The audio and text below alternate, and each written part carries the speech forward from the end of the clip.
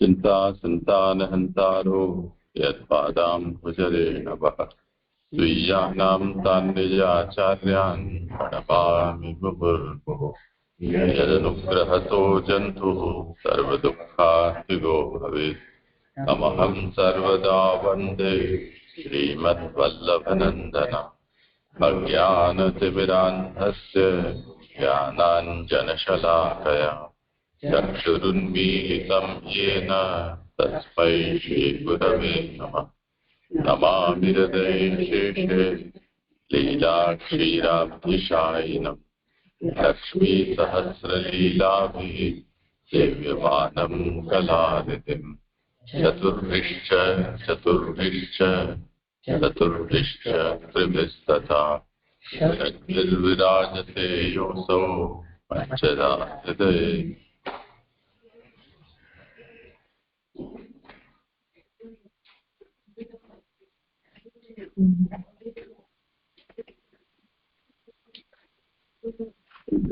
શ્રીમદ ભાગવતી ભક્તિ શાસ્ત્ર છે તે આનંદમય પ્રભુની આનંદમય લીલા આના ઉપર રાખીને કરો ને આરામ. ત્યારે આપણે પ્રથમ સ્કંદ અધિકાર લીલા કરી રહ્યા છે. એની અંદર ત્રીજું પ્રકરણ ઉત્તમ વક્તા અને ઉત્તમ શ્રોતા. એમાં અત્યારે 19મો અધ્યાય, એમાં 17 શ્લોક સુધી આપણે જોયું કે જે રીતે પરીક્ષિતને જે શાપ મળ્યો એના પછી આપણે શું કર્યું એ વિશે ચાલી રહ્યું છે. ત્યાં બધા ઋષિ મુનિઓ પધાર્યા અને પછી એમને પોતે જે અનશન વ્રત લીધું ત્યાંથી હવે આગળ ચાલે છે. આપણે ગયા શ્લોકની અંદર જોયું કે એમનો નિશ્ચય કરેલો ધૈર્યવાળો પોતાના પુત્ર ઉપર ભાર નાખેલો રાજા સમુદ્રની પત્નીના દક્ષિણ કિનારે પૂર્વ તરફના મૂળવાળા કુસો ઉપર ઉત્તર મુખ રાખીને બેઠો. એટલે આવી રીતે પરીક્ષિત રાજા ત્યાં નદી કિનારે એટલે કે ગંગાના કિનારે ગાય પર વ્રત લઈને બેઠા. હવે શ્લોક 18. ત્યારે દેવોએ તેનું અનુમોદન કર્યું એમ નીચેના શ્લોકથી કહે છે. એટલે કે આગળ જે આપણે જોયું કે એમને જે રીતે ત્યાં નદીના કિનારે આવીને બેસ્યા છે તે વખતે એમને જે નિશ્ચય કર્યો આ રીતે કરવાનો, ત્યારે દેવોએ એનું અનુમોદન કર્યું છે. એનું વર્ણન હવે આ શ્લોકની અંદર 18માં આવી રહ્યું છે. એવમ તુ તસ્મિન નરદેવ દેવે કાયો પ્રવિષ્ટે દિવી દેવ સંગાહ પ્રસસ્ય ભૂમો વ્યકિરન પ્રસૂનૈ મુદા મુહુર દુર્દુભ્ય ભયશ્ચ દેદુહુ.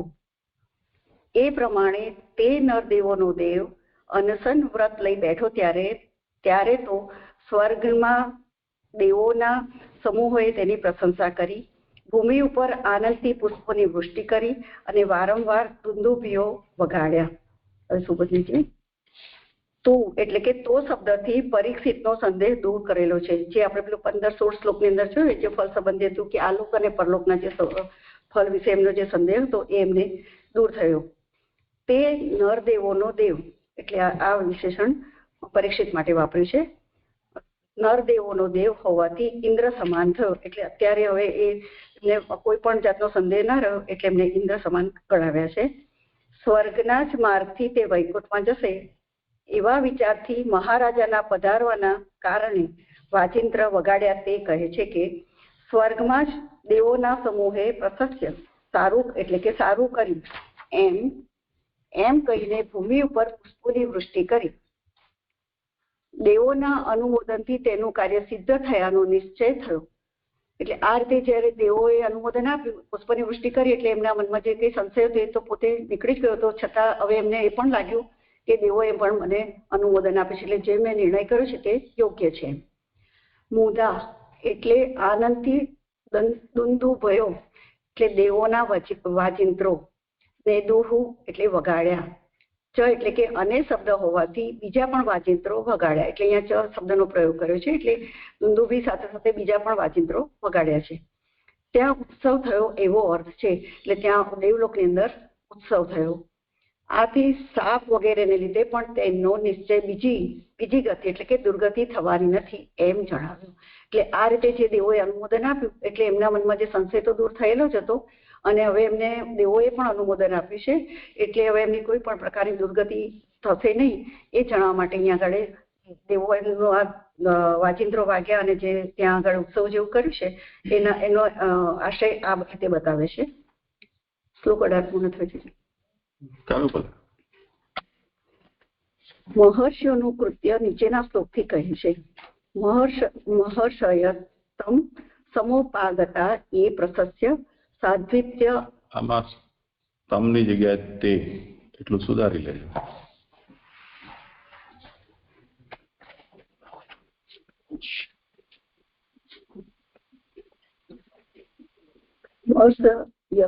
તે સમોપાગતા એ પ્રશસ્ય સાધ્વિત્વ અનુમોદનમાનઃ ऊचुः प्रजानुग्रहशीलसारा यदुत्तम उत्तम श्लोक गुणाभिरूपम. પ્રજાના ઉપર અનુગ્રહ કરવાનો સ્વભાવ જેમનામાં સાર છે તેવા મહર્ષિઓ તેની પાસે આવેલા. તેઓએ પ્રશંસા કરીને સારું કર્યું એમ અનુમોદન કરતા તેણે નીચે પ્રમાણે કહ્યું. કારણ કે ઉત્તમ શ્લોકના ગુણોને શ્રવણ કરવાને યોગ્ય હતો.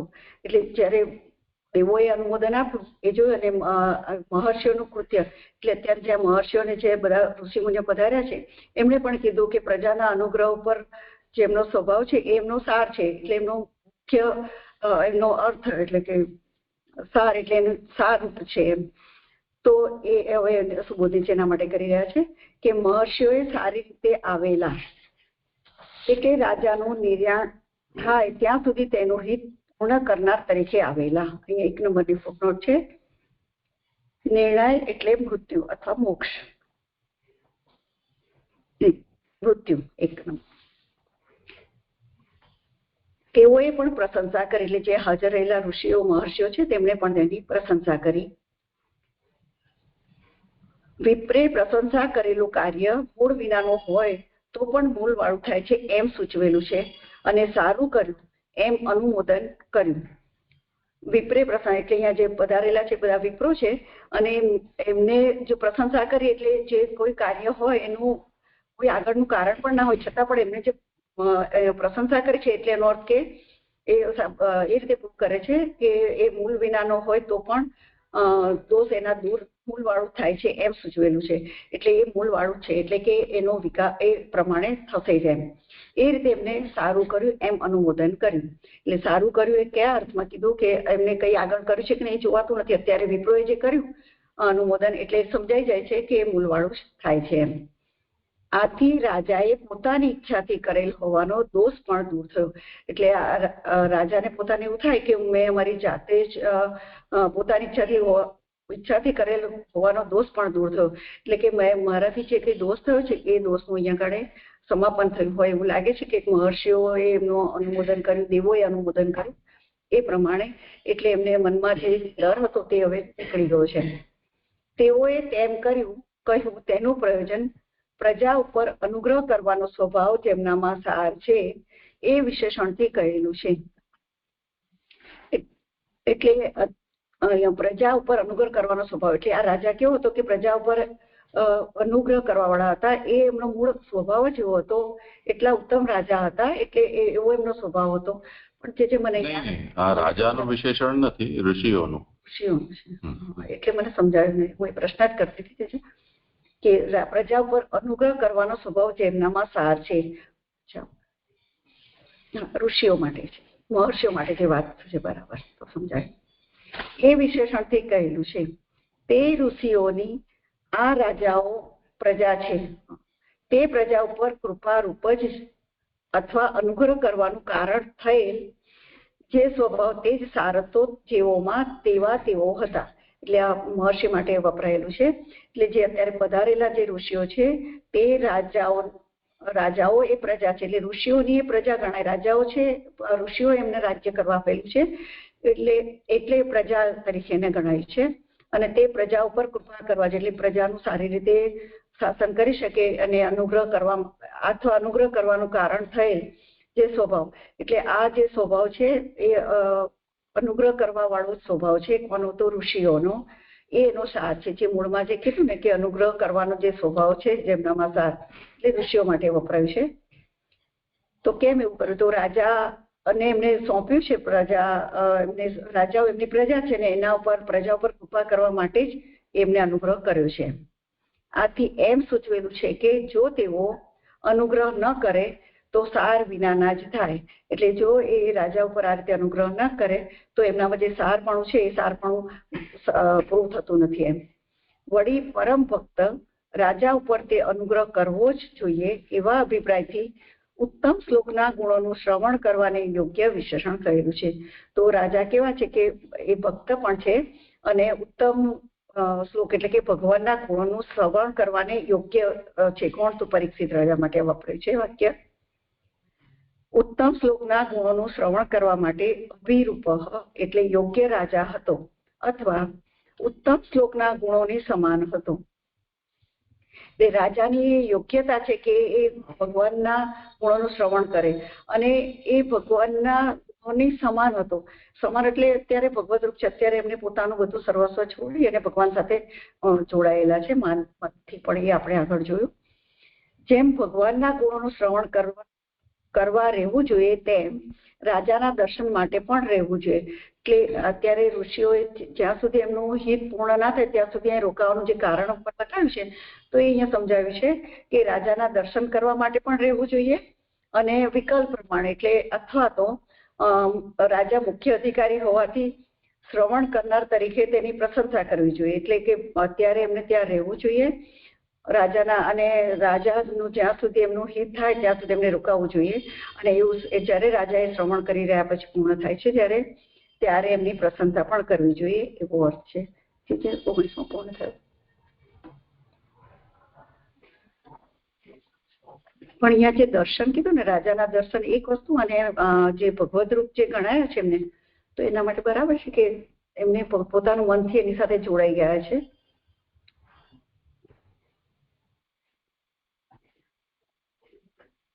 દર્શન ક્યાં આવ્યું? રાજાના દર્શન માટે પણ રહેવું જોઈએ. હા હા,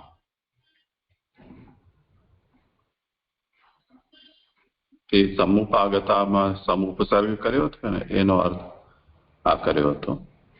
ક્યાં ગયું એ સમુપાગત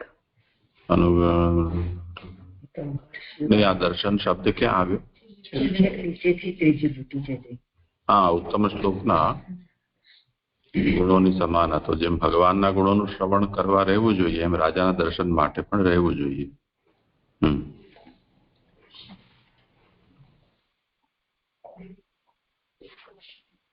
એટલે રાજાની ઉત્તમતા અહીંયા ઉત્તમ શ્લોક ગુણાભિરૂપમ એનાથી બતાવી છે. રાજા કેવા હતા કે ઉત્તમ શ્લોક એવા ભગવાન એમના ગુણોનું શ્રવણ કરવા યોગ્ય હતા. તો એ યોગ્યતા એમનામાં હોવાથી રાજાના દર્શન માટે પણ રહેવું જોઈએ.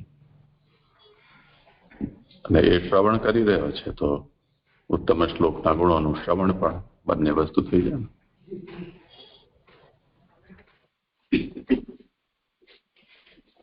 બરોબર. બીજી ફૂટનોટ મોક્ષ શબ્દ વાપર્યો છે ને એ ક્યાં મળી નથી મને, એટલે મને લાગે છે જે પહેલી ફૂટનોટમાં મોક્ષ એની સાથે જ આવી જાય છે. નિર્ણય પહેલી ફૂટનોટ છે આવી જાય છે. એક અર્થ છે, બે અર્થ માટે છે. એક અર્થ મૃત્યુ, બીજો અર્થ મોક્ષ. અને જે પ્રણામ છે અહીંયા જે કહ્યું ને આથી રાજાએ પોતાની ઈચ્છાથી કરેલ હોવાનો દોષ દૂર થયો. તો પોતાની ઈચ્છાથી એમનું કાર્ય તો આ જે પ્રાયો પ્રવેશ કર્યો, ત્યાગ કર્યો એ જ લેવાનું. તો એમાં દોષ કેવી રીતે છે?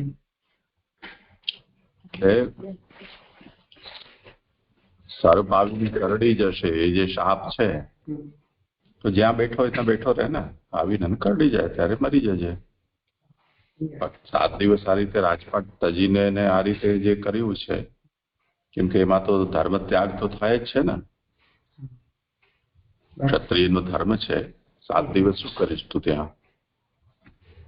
સંધ્યા, અગ્નિહોત્ર વગેરે બધું જતું રહેશે ને. પ્રજાપાલન છે, આ બધું જ.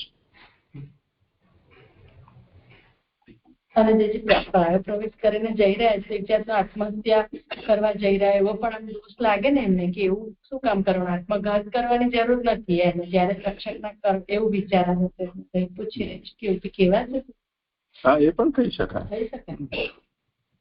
એટલે માની લો કે 7 દિવસ સુધી ન રહે, એના પહેલા જ જતો રહે તો તક્ષક વાળું પોપટ થઈ જાય ને. એ વાત છે. હવે શ્લોક 20 નીચેના શ્લોકથી પ્રશંસા જ કહે છે. 1 મિનિટ. હા, ધર્મત પ્રણામ જેજી. અને અહીંયા જે પોતાની ઈચ્છાથી કહ્યું એ 527 પેજમાં 12મા શ્લોક પણ આવ્યું ને કે પોતાની ઈચ્છાથી જે ધર્મ કરેલ હોય તે આભાસ છે, એવો દોષ ન રહે તે માટે એ વાતમાં નહીં લઈ શકાશે? હા, એ તો છે જ ને, મુખ્ય તો એ જ વાત છે. યસ્તુચ્છયા કતઃ કુંભે આભાસો યાશ્રમાત પૃથક, એ ભાગવતના જ અંદર એ વાત કહેલી છે. કેમ કે એવું કર્યા પછી એમને જે કર્યું છે એ બરોબર કર્યું એવો નિશ્ચય પણ એમને જે થયો ને, તો કરતા પહેલા એમના મનમાં આ તો હજી વિચાર ચાલી જ રહ્યો હતો કે આ સ્થિતિમાં મારે શું કરવું જોઈએ. સારું, ગીતાબેનને કઈ કહેવાનું? હા જી, દંડવત પ્રણામ. આ પહેલી ફૂટનોટમાં નિર્યાણ ને બદલે નિર્વાણ સમજી શકાય છે? તો ભાગવતમાં આપણે સુધારો કરવો પડે તો. એટલે જે મને નિર્યાણ ને બદલે નિર્વાણ યોગ્ય લખ્યું ને એટલે ખાલી પૂછું છું. ના ના, મહાપ્રભુજીએ તો એ જ શબ્દનો પ્રયોગ કર્યો છે અને એનો અર્થ પણ અહીંયા નાનુભાઈએ કર્યો છે. પ્રણામ. શ્લોક 20 નીચેના શ્લોકથી પ્રશંસા જ કહે છે. ન વા ઇદમ રાજર્ષિ વર્ય ચિત્રમ ભવત્સુ કૃષ્ણમ સમાનુવ્રતેષુ ये ध्यासनं राजकिरीटं जुष्टं सद्यो जहुर्भवत्पास्वकामः. हे उत्तम राजश्री, શ્રી કૃષ્ણને અનુસરનારા તમો કે જેઓએ ભગવાન પાસે જવાની ઈચ્છાથી રાજાના મુકુટવાળા સિંહાસનનો એકદમ ત્યાગ કર્યો તેવા તમારું આ કર્મ ખરેખર આશ્ચર્યકારક નથી. હે ઉત્તમ રાજશ્રી, સર્વનો ત્યાગ કરીને ભગવાનમાં ચિત્ત પરવવું આ તમારું કર્મ આશ્ચર્યકારક નથી. તેનું કારણ શ્રી કૃષ્ણને અનુસરનારા વિશેષણથી કહેલું છે. એટલે ઉત્તમ રાજશ્રી કીધા છે. રાજશ્રી તરીકે ઉત્તમ છે એનું કહેવાનું કારણ કે શ્રી કૃષ્ણને અનુસરનારા. કેવી રીતે અનુસરનારા તે હવે આગળ આવે છે કે જે ભગવાન પણ પોતાનો જે પ્રયોજનથી જે ભક્તોના ઉદ્ધાર અર્થે ભૂતલ પર પ્રાગટ્ય હતું તે પછી પોતે પણ એ રીતે પોતે આસુરામ લીલા કરી અને દ્રષ્ટિગોચર નથી રહ્યા. એવી રીતે અહીંયા પણ પોતાનું જયારે એમને શ્રાપ થયો ત્યારે પોતે સમજીને જ નીકળી ગયા છે ઘરમાંથી વૈરાગ્ય કરીને. એટલે શ્રી કૃષ્ણને અનુસરનારા વિશેષણથી કહ્યું છે. એ સંબોધનથી મર્યાદાની ઉત્તમ સીમા સૂચવેલી છે. શ્રી કૃષ્ણની પાછળ વ્રત છે જેઓનું તેવા તમો છો. જેમ ભગવાન સર્વ કાર્ય કરીને પધાર્યા તેવી રીતે તેમના ભક્તોએ પણ કરવું જોઈએ એવો અર્થ છે. તેનું દ્રષ્ટાંત તમારા દાદાઓ છે. એટલે પાંડવોએ પણ જયારે એમને ભગવાન ભૂતલ પર નથી વિરાજા કે સ્વધામ પધાર્યા છે ત્યારે તેઓએ પણ એમને અનુસર્યા છે અને પોતે નીકળી ગયા હતા. એવી રીતે રાજાએ પણ અત્યારે પરીક્ષિત રાજા પણ ઘરમાંથી નીકળી ગયા છે. રાજ્યપાલ જેવું કીધું ને કે ઉત્તમ રાજકોટના સિંહાસન વાળા, એટલે આ રીતે એમને સર્વસ્વનો ત્યાગ કર્યો છે. જે પાંડવોએ અધ્યાસનમ સિંહાસનનો રાજાના મુકુટવાળું સાર્વભૌમનું સ્પર્ધા કરનાર વિનાના આસનનો ભગવાન પાસે જવાની ઈચ્છાથી તરત જ ત્યાગ કર્યો, તેમ તમારે પણ ભગવાનની પાસે જવું જોઈએ એવો અર્થ છે. એટલે એમને કોઈ નવાઈ નથી લાગી, કારણ કે પરંપરામાં તેમના પાંડવોએ પણ આ રીતે નીકળી ગયા હતા ઘરમાંથી. એમને ક્યારેય મોહ નથી રાખ્યો સિંહાસનનો કે એમને આટલી સાર્વભૌમ રાજ્ય હતું એમનું પણ. એવી રીતે એટલે અહીંયા ઋષિ એવું કહી રહ્યા છે કે તમે પણ આ કર્યું તેમને કોઈ પણ પ્રકારનું આશ્ચર્ય નથી એમ.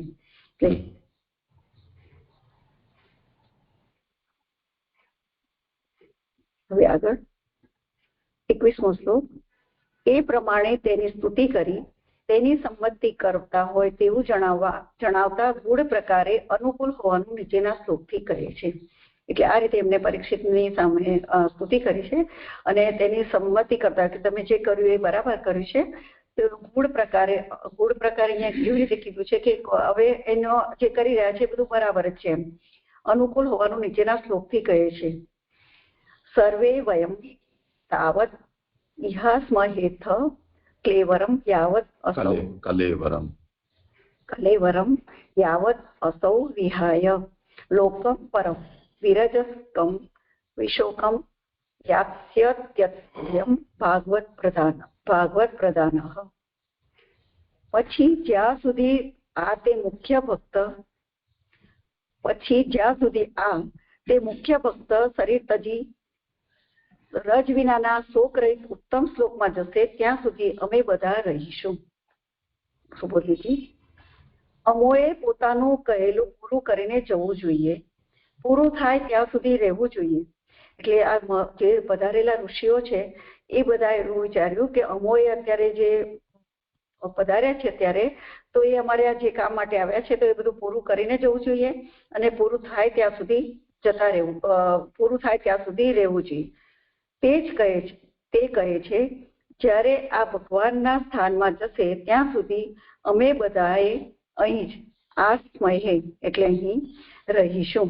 એટલે એમને પોતાનો નિર્ણય મનથી વિચારીને નક્કી કર્યું કે જ્યારે પરીક્ષિતનું હિત થાય અને જ્યારે કાર્ય પૂર્ણ થાય ત્યાં સુધી અમે અહીંયા રોકાઈશું. એમ શું કરીને એટલે કે અને ક્યાં જશે એટલે શું કરીને અને ક્યાં જશે એટલે શું કરશે એમ જતી વખતે એ જાણવાની ઈચ્છા થાય. તેથી પછી શરીર તજી ઉત્તમ લોકમાં જશે એમ કહેલું છે. 7 દિવસ પછી શરીર તજી મહાભૂતોના સમૂહને તજીને એટલે શું કરીને કીધું તો આ મહાભૂતોના સમૂહને તજીને એટલે મહાભૂતોનો એટલે કે દેહને માટે વાપરે છે. તે એકલો ઉત્તમ લોક વ્યાપી વૈકુંઠ ક્યાં રજોગુણનો સંબંધ જ નથી. તે શુદ્ધ સત્વરૂપ અને પ્રકૃતિથી પર છે અને વિશોક તમોગુણ વિનાનું અને દોષ વિનાનું છે. ત્યાં સર્વ પ્રકારે જશે તેનું કારણ કે તે ભક્તોમાં મુખ્ય છે. એટલે આ રીતે ક્યાં જશે અને શું કરીને જશે એટલે દેહ ત્યાગ કરીને જશે અને ક્યાં જશે તો શુદ્ધ સત્વરૂપ જે પ્રકૃતિની પરથી પર છે એવા વૈકુંઠની અંદર એમનો પ્રવેશ છે એવું કે છે.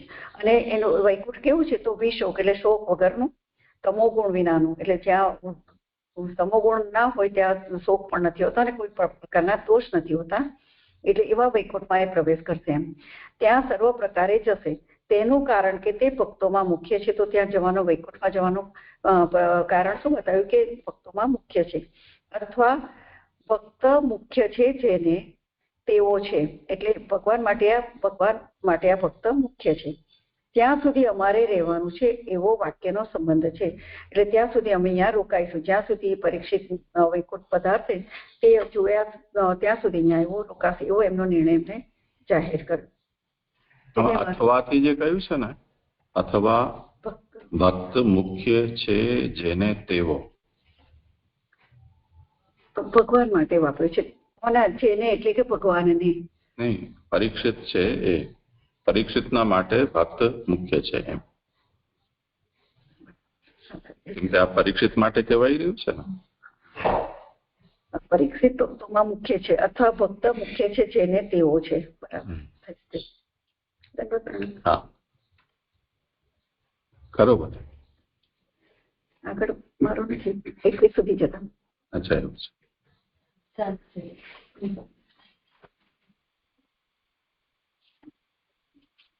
હા જય દંડવત પ્રણામ.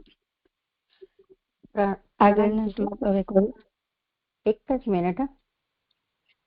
મિનિટ મારો પ્રશ્ન હું કરી લઉં.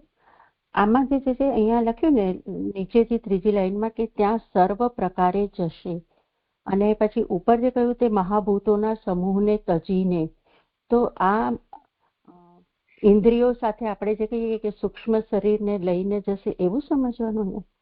એટલે ભક્ત છે એટલે એને બધી ઇન્દ્રિયો અને અંતઃકરણને બધું લઈને જશે એવી રીતે અહીંયા લેવાશે. સર્વ પ્રકારે એટલે જવાનું એનું નક્કી જ છે એમ. ત્યાં જશે જ, ખાલી જ કરી દો એને. સર્વથા યાસ્યતિ, સર્વથાનો લિટરલ મિનિંગ બરોબર છે સર્વ પ્રકારે, પણ સર્વથા છે અવધારણ માટે છે. એટલે વૈકુંઠમાં એનો પ્રવેશ થશે જ.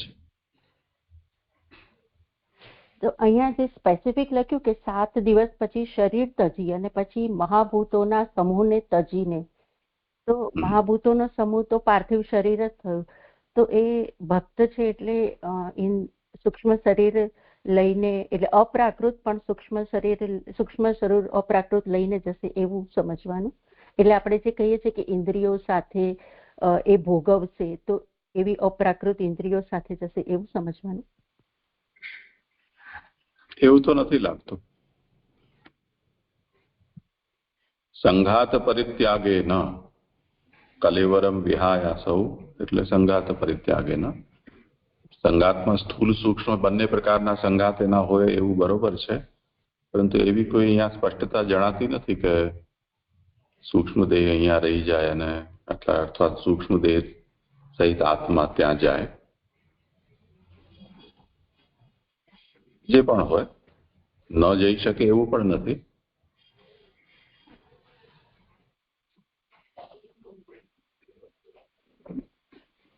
હા, ઠીક છે. પ્રણામ છે. હા સરદ પ્રણામ. હું પણ એવું સમજી હતી, પણ એકલો શબ્દ આપ્યો આવ્યો ને તે મેં ના પડશે એવું સમજી કે એકલો આત્મા જ જશે સૂક્ષ્મ શરીર ને મૂકીને. એકલો કેમ કહ્યો? તો પછી એટલું મને પણ આ પ્રશ્ન હતો. સરદ પ્રણામ. એકલો શબ્દ સમજાવો ને દાદા. પ્રણામ. જોઈ લે, મૂળમાં એક છે કે ખાલી અનુવાદમાં જ છે. નવેદમ સર્વે વયમ તાવદ કલેવરમ વિહાય હુકમ પ્રમેય શોકુય. મૂળમાં તો નથી, સુબોધનીજીમાં જ છે કે સંઘાત પરિત્યાગેના એકઃ પરમ લોકમ વ્યાપી વૈકુંઠમ. બરાબર. ભલે સરદ પ્રણામ. એટલે આ એક પદ છે એ શ્રેષ્ઠતાવાચી પણ હોઈ શકે, અને બીજું વ્યાપી વૈકુંઠમાં કે જ્યાં રજનો સંબંધ નથી. તો લોકાંતરમાં એની ગતિ થઈને ક્રમિક રૂપથી ત્યાં પહોંચશે એવું નહીં સમજીને સીધો જે ત્યાં પહોંચશે એ અભિપ્રાયથી પણ એક પદનો પ્રયોગ સમજી શકાય. ને એકલો જે છે એ આમના માટે પણ કહી શકાય કે આત્માથી એની ગતિ છે.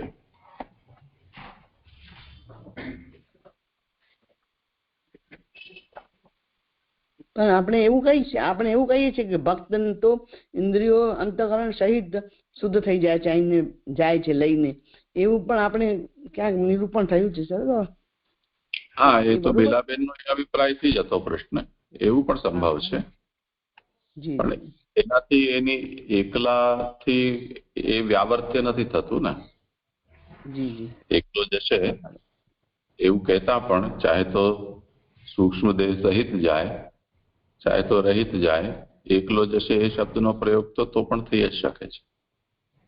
જી ભલે.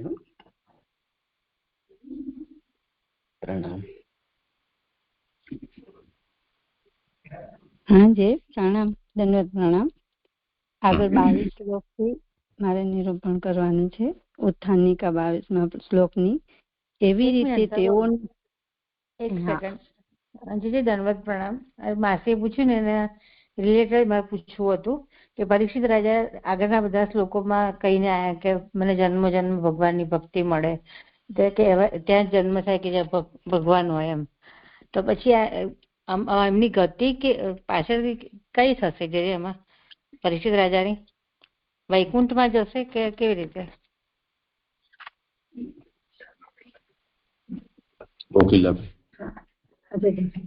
એટલે અહીંયા ઋષિ મુનિઓએ પોતાની રીતે જ કહેલું છે. એમને પણ એવું એમને માગ્યું છે, એમને પોતાને નથી ખબર, એમને આલોક અને પરલોકનો જે આગળ જે સંશય બતાવ્યા હતા તો એ રીતે એમને છૂટું પાડી દીધું છે. પણ અહીંયા મહર્ષિઓને જે ઋષિઓ બેઠેલા છે ને એમને કીધું છે કે એમના આ ઉત્તમ ભક્ત છે ને એ વ્યાપી વૈકુંઠમાં જશે એવું એમના કહેવાનો આશય છે. એટલે અહીંયા આગળ વૈકુંઠમાં જશે એવું આ કહી રહ્યા છે. કોણ? તો ઋષિ મુનિઓ કહી રહ્યા છે. હા એ કહી રહ્યા છે, પણ હું જેને એમ પૂછું છું કે શું ગતિ થઈ પછી પરીક્ષિત રાજાની, એ પૂછવું હતું. દંડવત પ્રણામ. તો ભગવત લોકની પ્રાપ્તિ એમને તો થઈ જ છે, બહુ વાટ નહીં જોવી પડે આપણને, કાલ સુધીમાં તો બધું ખબર પડી જ જશે. જી જય જય. હા દંડવત પ્રણામ. જય જય.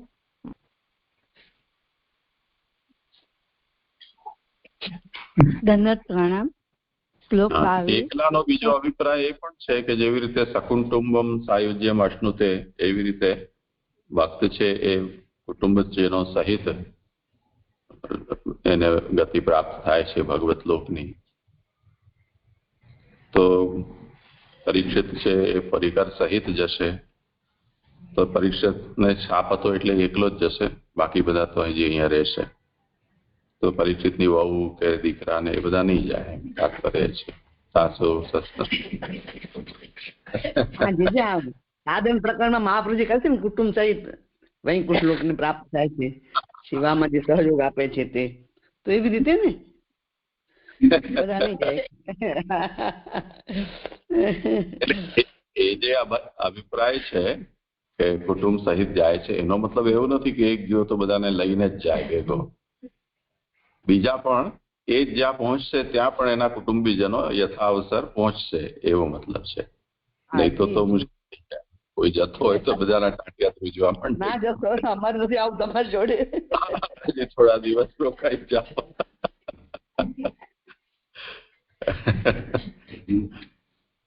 સરસ, ભલે. જીવો તો સરખા જ હોય, કુટુંબીજનો તો કોઈ હોય જ નહીં ને. જીવો શું કહો છો? એટલે ઉપર જઈને તો જીવો તો બધા સરખા જ હોય ને, કુટુંબીજનો જેવું કશું કોઈ ખબર જ ના હોય ને, બધા જ જીવ સરખા થઈ જાય ને ઉપર જાય, કે ઓળખાણ થોડી રહે કે આ મારું કુટુંબી છે એમ. હા હા, એ વાત બરોબર છે. પીપળામાંથી પીપળું નીકળી.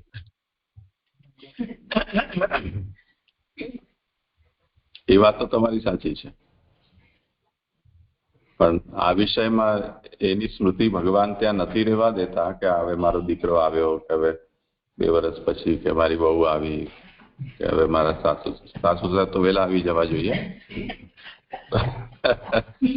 પછી હવે જન્મે જય આવ્યો, કે એવી રીતે એમની સ્મૃતિ ઠાકોરજી રહેવા દે. કેમ કે ઘણું બધું રહેવા દીધું છે, તો સ્મૃતિ રહેવા દે એમાં કઈ વાંધા જેવું તો નથી લાગતું. કેમ કે જેમ આપણે 84 વૈષ્ણવની વાર્તામાં આવે છે ને, 3 મિત્રો હતા જે બ્રજમાં ગયા અને પછી થોડા દિવસમાં જ એમને લીલામાં પ્રવેશ થઈ ગયો. તો એક પછી એક જતા ગયા, પછી છેલ્લા બાકી જે રહ્યા એમને એમનો સંસ્કાર કરનાર પણ કોઈ હતું નહીં, એટલે એમણે પોતે જ પોતાનો સંસ્કારની વ્યવસ્થા કરી અને સમય થયો તે વખતે ચિતામાં પ્રવેશ કરી દીધો. તો એ લોકોની જે પરસ્પર સંવાદ છે એમાં એવું આવે છે કે અમે જઈએ છીએ, તમે જલ્દી વહેલા આવજો એમ.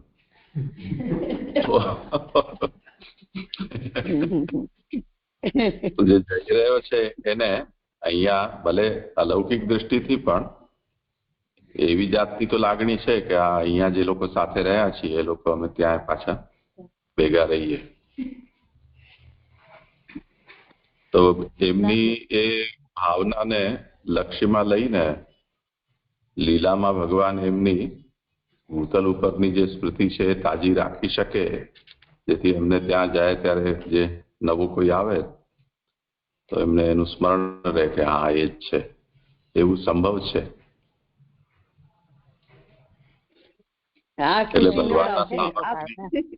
ભગવાનના સામર્થ્યની દ્રષ્ટિથી અસંભવ કંઈ નથી, એ આપણે વિચારવું જોઈએ. પ્રક્રિયાના ભાગરૂપે આપણે એમ કહી શકીએ કે ભાઈ એ જે સ્મૃતિ છે એ લોકમાં હોવાને કારણે પ્રાકૃતતા નષ્ટ થઈ જાય, તો જેમ આપણે બધા કમ્પ્યુટર કે ફોન એને આપણે ફેક્ટરી રીસેટ કરી દઈએ તો એની બધી જ મેમરી અને બધું જ છે એ જતું રહે, એકદમ ફ્રેશ થઈ જાય. કંપની પાસેથી આપણે ખરીદ્યો ત્યારે જેવું હતું એવું શુદ્ધ. તો એ રૂપમાં ભગવત લોકમાં જીવાત્માનો પ્રવેશ થાય છે. પણ જે લીલાનું વર્ણન આવે છે જ્યાં જ્યાં પણ મુક્ત જીવોનું, એમાં પાછા એવા સંકેતો પણ આપણને મળે છે કે જેમાં એમને આ પ્રકારની સ્તુતિઓ છે કાયમ રહી હોય. એટલે જે લોકો અવતારના રૂપમાં કે પરિકરના રૂપમાં પ્રકટ થાય છે એમના ભીતર પણ, અને અવતાર સમાપ્તિ પછી જેમનો પ્રવેશ ઉપર થાય છે એમના અંદર પણ. જેમ બલિરાજાના પ્રસંગમાં આપણે જોઈએ છીએ તો પ્રહલાદ વગેરે ત્યાં પાછા આવે છે એમને જ્યારે ભગવાન રસાતલમાં મોકલે છે ત્યારે. તે જ રીતે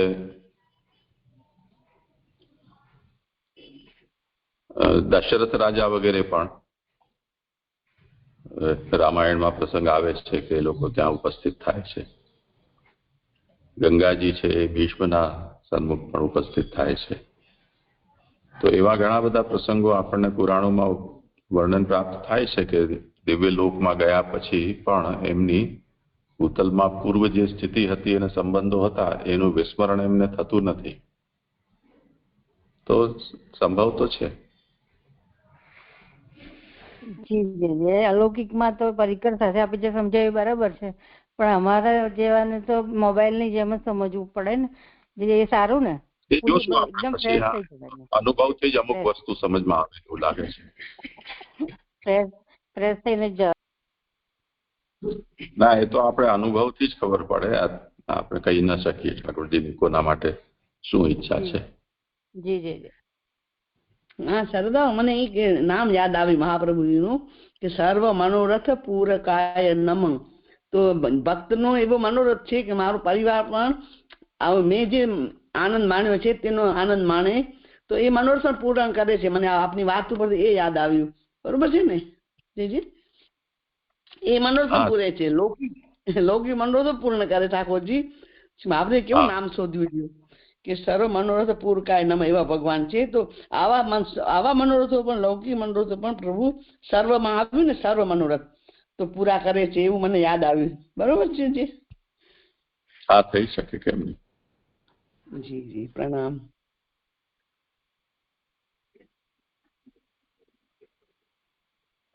કરો. જી જી જી, દંડવત પ્રણામ. આગળના શ્લોકમાં કીધું કે જ્યાં સુધી પરીક્ષિતજી ભૂતલ ઉપર રહેશે ત્યાં સુધી અમે પણ રહીશું, એવું ઋષિઓએ કીધું.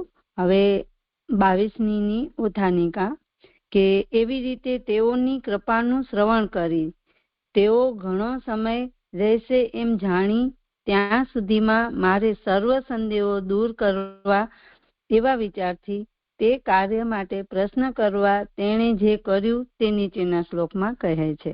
એટલે કે ઋષિમુનિઓની કૃપાનું શ્રવણ કરી અને પરીક્ષિત જે એવું વિચાર કર્યું કે હવે મારા સંદેહ જે છે તે દૂર કરવા આ સમય સુધી રહેશે અને એ માટે પ્રશ્ન કરવા તેમણે તે કર્યું. એ હવે આ નીચેના શ્લોકમાં આવે છે. આશ્રુત્યમ તેષાં વચનમ પરીક્ષિતમ સમમ મધુશ્ચ ગુરુ ઉચ્ચ અવ્યલિકમ અભાસ તે તૈનાન્નભિવંદ્ય યુક્તમ શુશ્રૂષ્માણે ચરિતાની વિષ્ણોઃ. અર્થ: તેઓના સમાનતાવાળા, મધજરતા, અર્થથી ભરપૂર અને કપટ રહિત વચનનું શ્રવણ કરીને વિષ્ણુના ચરિતોને સાંભળવાની ઈચ્છા રાખનાર પરીક્ષિતે એમને નમન કરીને નીચેના પ્રમાણે યોગ્ય વચન કહ્યું. સુબોધિનીજી, પરીક્ષિત હોવાથી તે ઋષિઓનું વચન સત્ય હોવાનું તેણે નિર્ણય કર્યો. તેઓના વચનમાં 4 પુરુષાર્થો પ્રાપ્ત કરાવનાર 4 ગુણો હતા. તે પૈકી પહેલું ગુણ કે સમાનતા વાળું, એટલે કે પોતાનું અને રાજાનું સરખી રીતે હિત કરનારું તે હતું. આથી તે જ્ઞાનરૂપ હોવાનું કહ્યું. આ પહેલું પુરુષાર્થ કીધું, એટલે પહેલું ગુણ એમ કે જ્ઞાનરૂપ હોવાનું કહ્યું. હવે બીજું કહ્યું કે સર્વ પ્રકારે ભગવાનની સમીપ જશે એવું મધજરતું હોવાથી મધજરતું હતું. આથી તે કામરૂપ હોવાનું કહ્યું.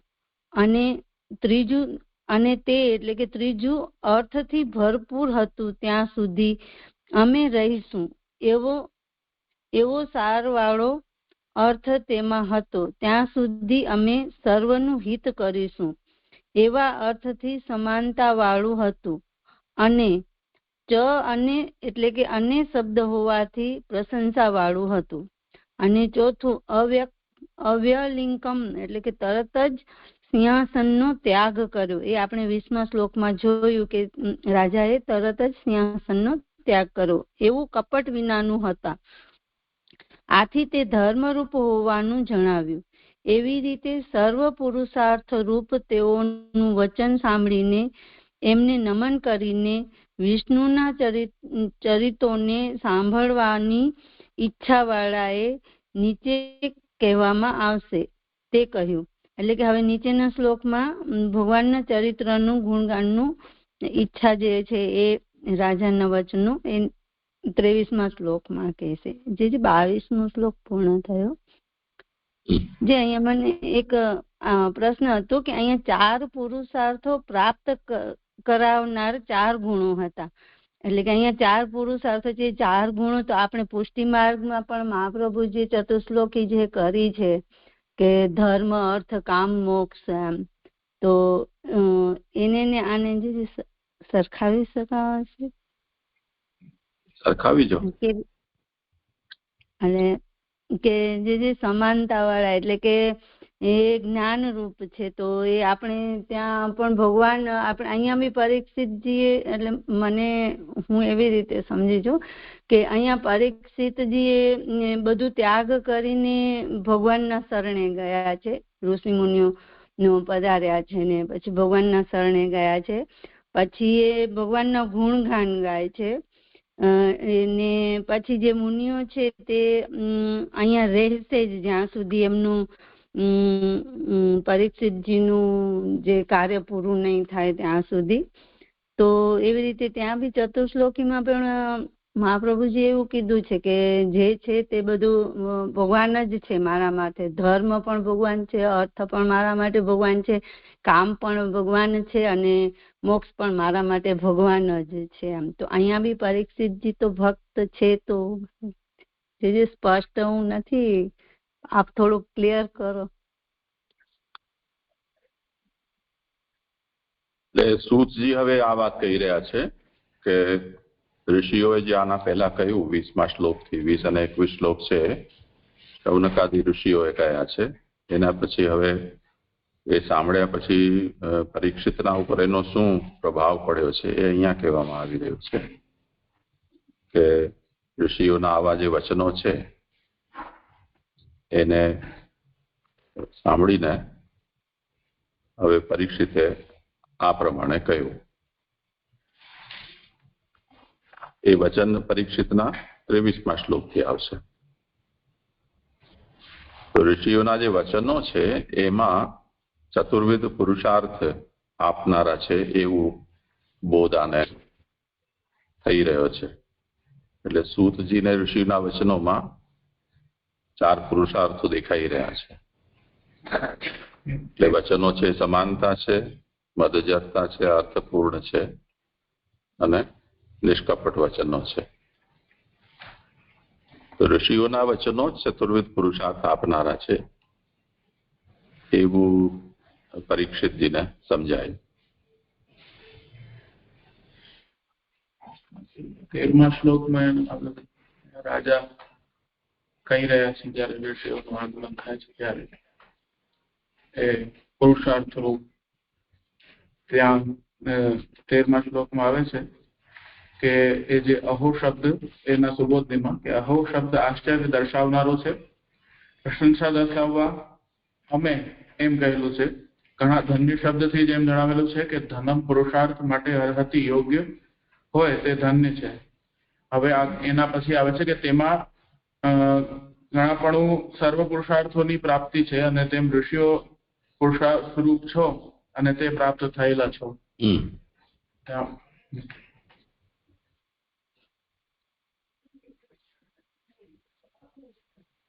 જી જી ખ્યાલ આવે.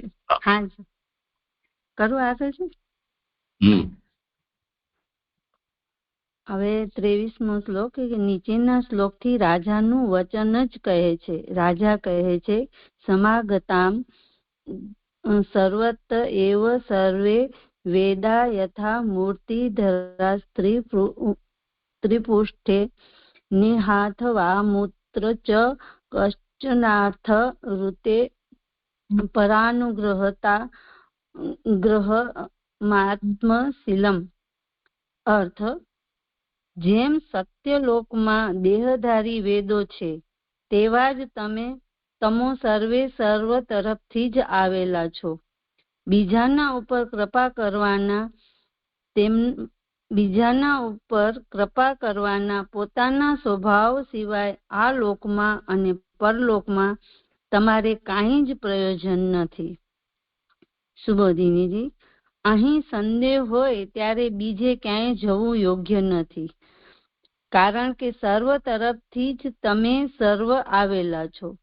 જેમ સત્યલોકમાં દેહધારી વેદો છે, શબ્દોથી તમોએ જ પ્રમાણનો નિર્ણય કરેલો એમ કહેલું છે. ત્રિપુષ્ટે એટલે કે સત્યલોકમાં મૂર્તિધરા એટલે કે વેદોમાં રહેલા દેવતારૂપ દેહવાળા વેદો છે તેવા તમો છો. એટલે આ ઋષિઓને પરીક્ષિતજી ઉપમા આપી રહ્યા છે. અને ઉત્તરાર્ધથી તમારા વચનમાં તમારું કોઈ પ્રયોજન નથી એમ કહેલ છે. આ લોકમાં અને પરલોકમાં બીજાના ઉપર કૃપા કરવા સિવાય તમારે બીજું પ્રયોજન નથી. બીજા ઉપર અનુગ્રહ કરવામાં પણ તમારો કોઈ હેતુ નથી, પરંતુ તે તમારે સ્વભાવ જ છે. તેથી પ્રમાણના વિચાર પ્રમાણે અને પ્રમેયના વિચાર પ્રમાણે તમારા વાક્યમાં શંકા જ નથી. જે 23મો શ્લોક પૂરું થયું. અને આ છેલ્લી લાઈન જે મને નથી ખ્યાલ આવતું કે પ્રમાણના વિચાર પ્રમાણે અને પ્રમેયના વિચાર પ્રમાણે એટલે કે શું કહેવા માંગે, એટલે કે ઋષિ મુનિઓને એવું કહી રહ્યા છે કે પરીક્ષિતજી કે પ્રમાણ પ્રમાણે પણ અને પ્રમેય એટલે કે ભગવત કૃપાથી પણ તમારા વાક્યમાં કોઈ શંકા કરવા જેવી નથી, એવું સમજી શકાય. હા, જોઈ લઈએ.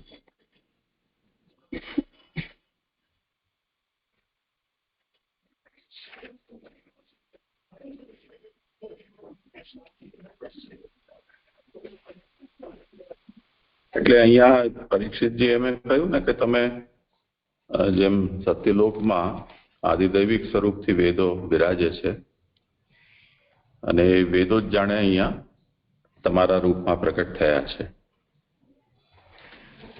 તો પરમ પ્રમાણ તો વેદ જ કહેવાય છે ને. તેથી પ્રમાણના વિચાર પ્રમાણે અને પ્રમેયના વિચાર પ્રમાણે તો તમે પ્રમાણ સ્વરૂપ જ છો વેદ સ્વરૂપ હોવાને કારણે. એટલે તમે જે કહી રહ્યા છો એમાં કઈ શંકા નથી. અને વગર કોઈ કંકોત્રી છાપીને, કોઈ કુરિયર કર્યા વગર, કોઈને ફોન કર્યા વગર ભગવદ ઈચ્છાથી જ સુખદેવજી પણ આવી ગયા છે અને તમે લોકો બધા આવી ગયા છો. આ તો પ્રમેય જ તો છે. આનાથી મોટું પ્રમેય બલ બીજું શું હોય? તમે જે કહી રહ્યા છો એમાં કઈ શંકા નથી.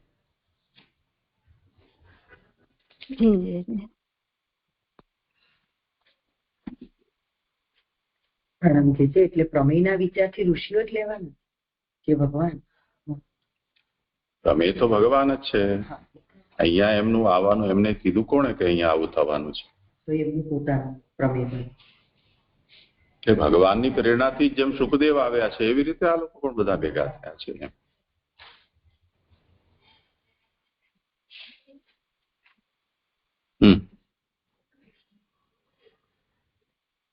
હા કરું છે, જે 24મો શ્લોક એની ઉત્થાનિકા કે તેથી તમને હું કાંઈક પૂછું છું એમ નીચેના શ્લોકથી કહે છે.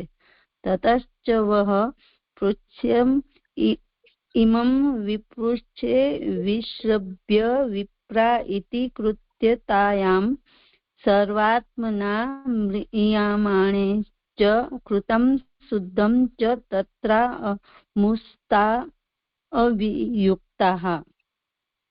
અર્થ: અને તેથી હે વિપ્રો, શું કરવા યોગ્ય છે તે વિષયમાં તમારા ઉપર વિશ્વાસ રાખું હું તમને પૂછવા યોગ્ય પૂછું છું કે સર્વ પ્રકારે જીવતાએ અને મરવા પડેલાઓએ શું શુદ્ધ કરવા યોગ્ય છે તે કાર્યમાં યોજાયેલા હોવાથી વિચારો.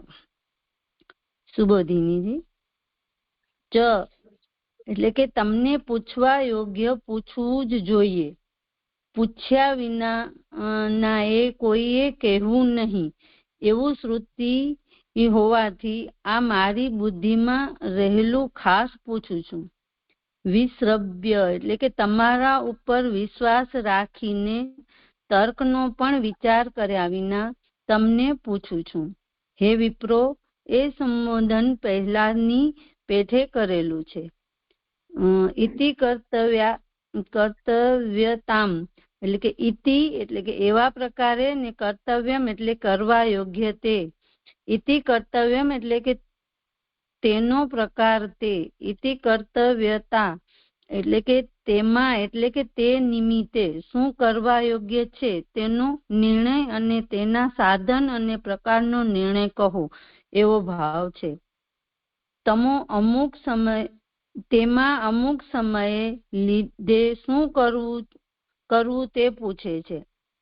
સર્વાત્મના એટલે કે સર્વ પ્રકારે જીવતા હોઈએ તે સ્થિતિમાં સદા અને મરવા પડેલાઓએ મરણ સમયે શું કૃત્ય કરવું યોગ્ય છે તે કહો, શુદ્ધ કૃત્ય કહો. દાન વગેરેમાં દાન કરનારની શુદ્ધિ ન હોવાથી તે કરવા યોગ્ય હોવામાં સંદેહ રહે છે. આનું પરિણામ એવું થાય છે કે જે કાર્યમાં શુદ્ધિને માટે કાલ વગેરે કારણોની જરૂર ન હોય તેવું કહો.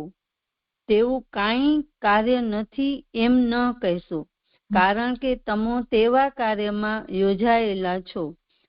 તેથી તેવા કાર્યના આમૃષમ એટલે કે સર્વ તરફથી પ્રમાણોનો વિચાર કરો એવો અર્થ છે.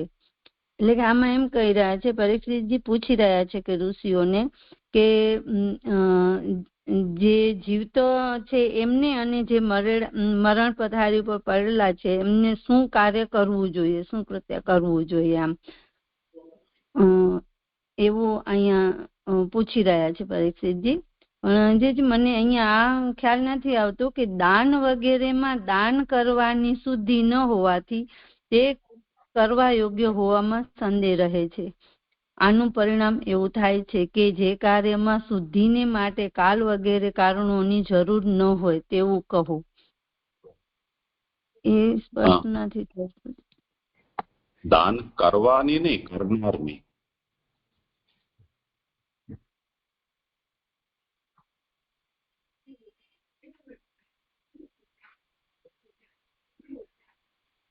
સંભળાયું? જી જી. દાન કરનારની એમ છે, કરવાની નહીં. હા જી જી જી, સોરી ભૂલી ગઈ. ક્ષમા. એટલે થઈ ગયું ને સ્પષ્ટ? હવે થોડોક જે ક્લિયર કરો ને, એકદમ એમ સ્પષ્ટ નથી થતું. એટલે પરીક્ષિતે કહ્યું કે હું મરવા પડ્યો છું, મારે શું કરવાનું? હવે સુખદેવ ત્યારે આ શૌનક વગેરે એમ કે તો દાન કર, તું રાજા છો, ઘણું બધું ભર્યું છે તે, તો દાન કરી દે. તો હવે દાન તો કરી શકાય.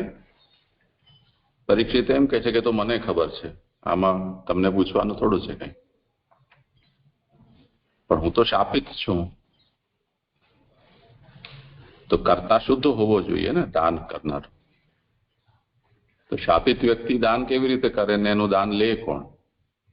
લે તો મારાથી વધારે આપે તો એવા જ મળે મને દાન લેનારા.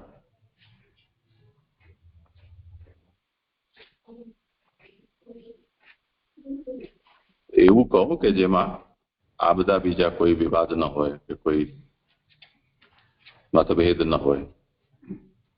એટલે દેશકાલ દ્રવ્ય કરતા મંત્ર કર્મ. હવે તમે એમ કહો કે નહીં અત્યારે મુહૂર્ત નથી, પણ 15 દિવસ પછી દાનનું મુહૂર્ત છે, તો મારો થઈ જાય ને, મારા દિવસ 7 રહ્યા, તમે લાંબી મુહૂર્ત આપો મુદત, તો મારું ક્યાં જવું? તમે કોઈ એવી વસ્તુ કે એવી જગ્યા કે એવું કંઈ કહી દો કે જે અત્યારે મારે આટલી સીમિત મર્યાદામાં ઉપલબ્ધ ન હોય, એવું કોઈ કર્તવ્ય બતાવી દો કે જા તું કન્યાકુમારી દરિયા કિનારે નાહીને આવ, તો હું અહીંયાથી ક્યાં જાઉં ત્યાં? તો એવું નહીં બતાવતા. તમને ખબર છે મારી પરિસ્થિતિ, તે પ્રમાણે જે થાય તે કહેજો.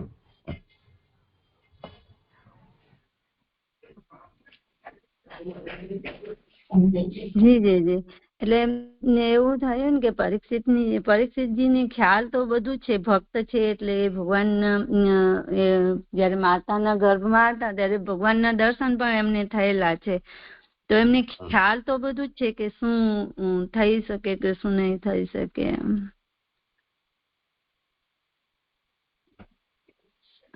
જે દંડવત પ્રણામ. મારા શ્લોક અહીં પૂર્ણ થયા. હા જે મારા શ્લોક છે, કરું? હા કરું. હા જે દંડવત પ્રણામ. હવે આપણે 24મા શ્લોકમાં જોયું કે પરીક્ષિતજીએ પ્રશ્ન કર્યો કે સર્વ પ્રકારે જીવતાએ અને મરવા પડેલાએ શું શુદ્ધ કરવા યોગ્ય છે તે કાર્યમાં યોજાયેલા હોવાથી વિચારો. તો એવો પ્રશ્ન કર્યો, ઉત્થાનિકા 25 શ્લોક. એવો પ્રશ્ન કર્યો ત્યારે સર્વ ત્યાગ કરનારનો ગુરુ ત્યાગ ન કરનાર ન હોય, તેથી ભગવાનની પ્રેરણાથી સુખ આવ્યા એમ નીચેના શ્લોકથી કહે છે. એટલે આવો પ્રશ્ન જ્યારે કર્યો ત્યારે સર્વનો ત્યાગ કરનાર પરીક્ષિતજી ત્યાં હતા, ત્યાં જ એમ કે ગુરુ ત્યાગ કરનાર પણ હોવા જોઈએ. તો એમ કે આવા ત્યાગી ગુરુ ત્યાગ કરનાર ન હોય, તેથી ભગવાનની પ્રેરણાથી, એટલે ભગવાનની પ્રેરણા થઈ અને સુખજી ત્યાં પધાર્યા એમ હવે નીચેના શ્લોકથી કહે છે. જે આવી રીતે મને સમજાય છે, આ ગુરુ ત્યાગ ન કરનાર અને ન હોય તો એનું બરાબર છે.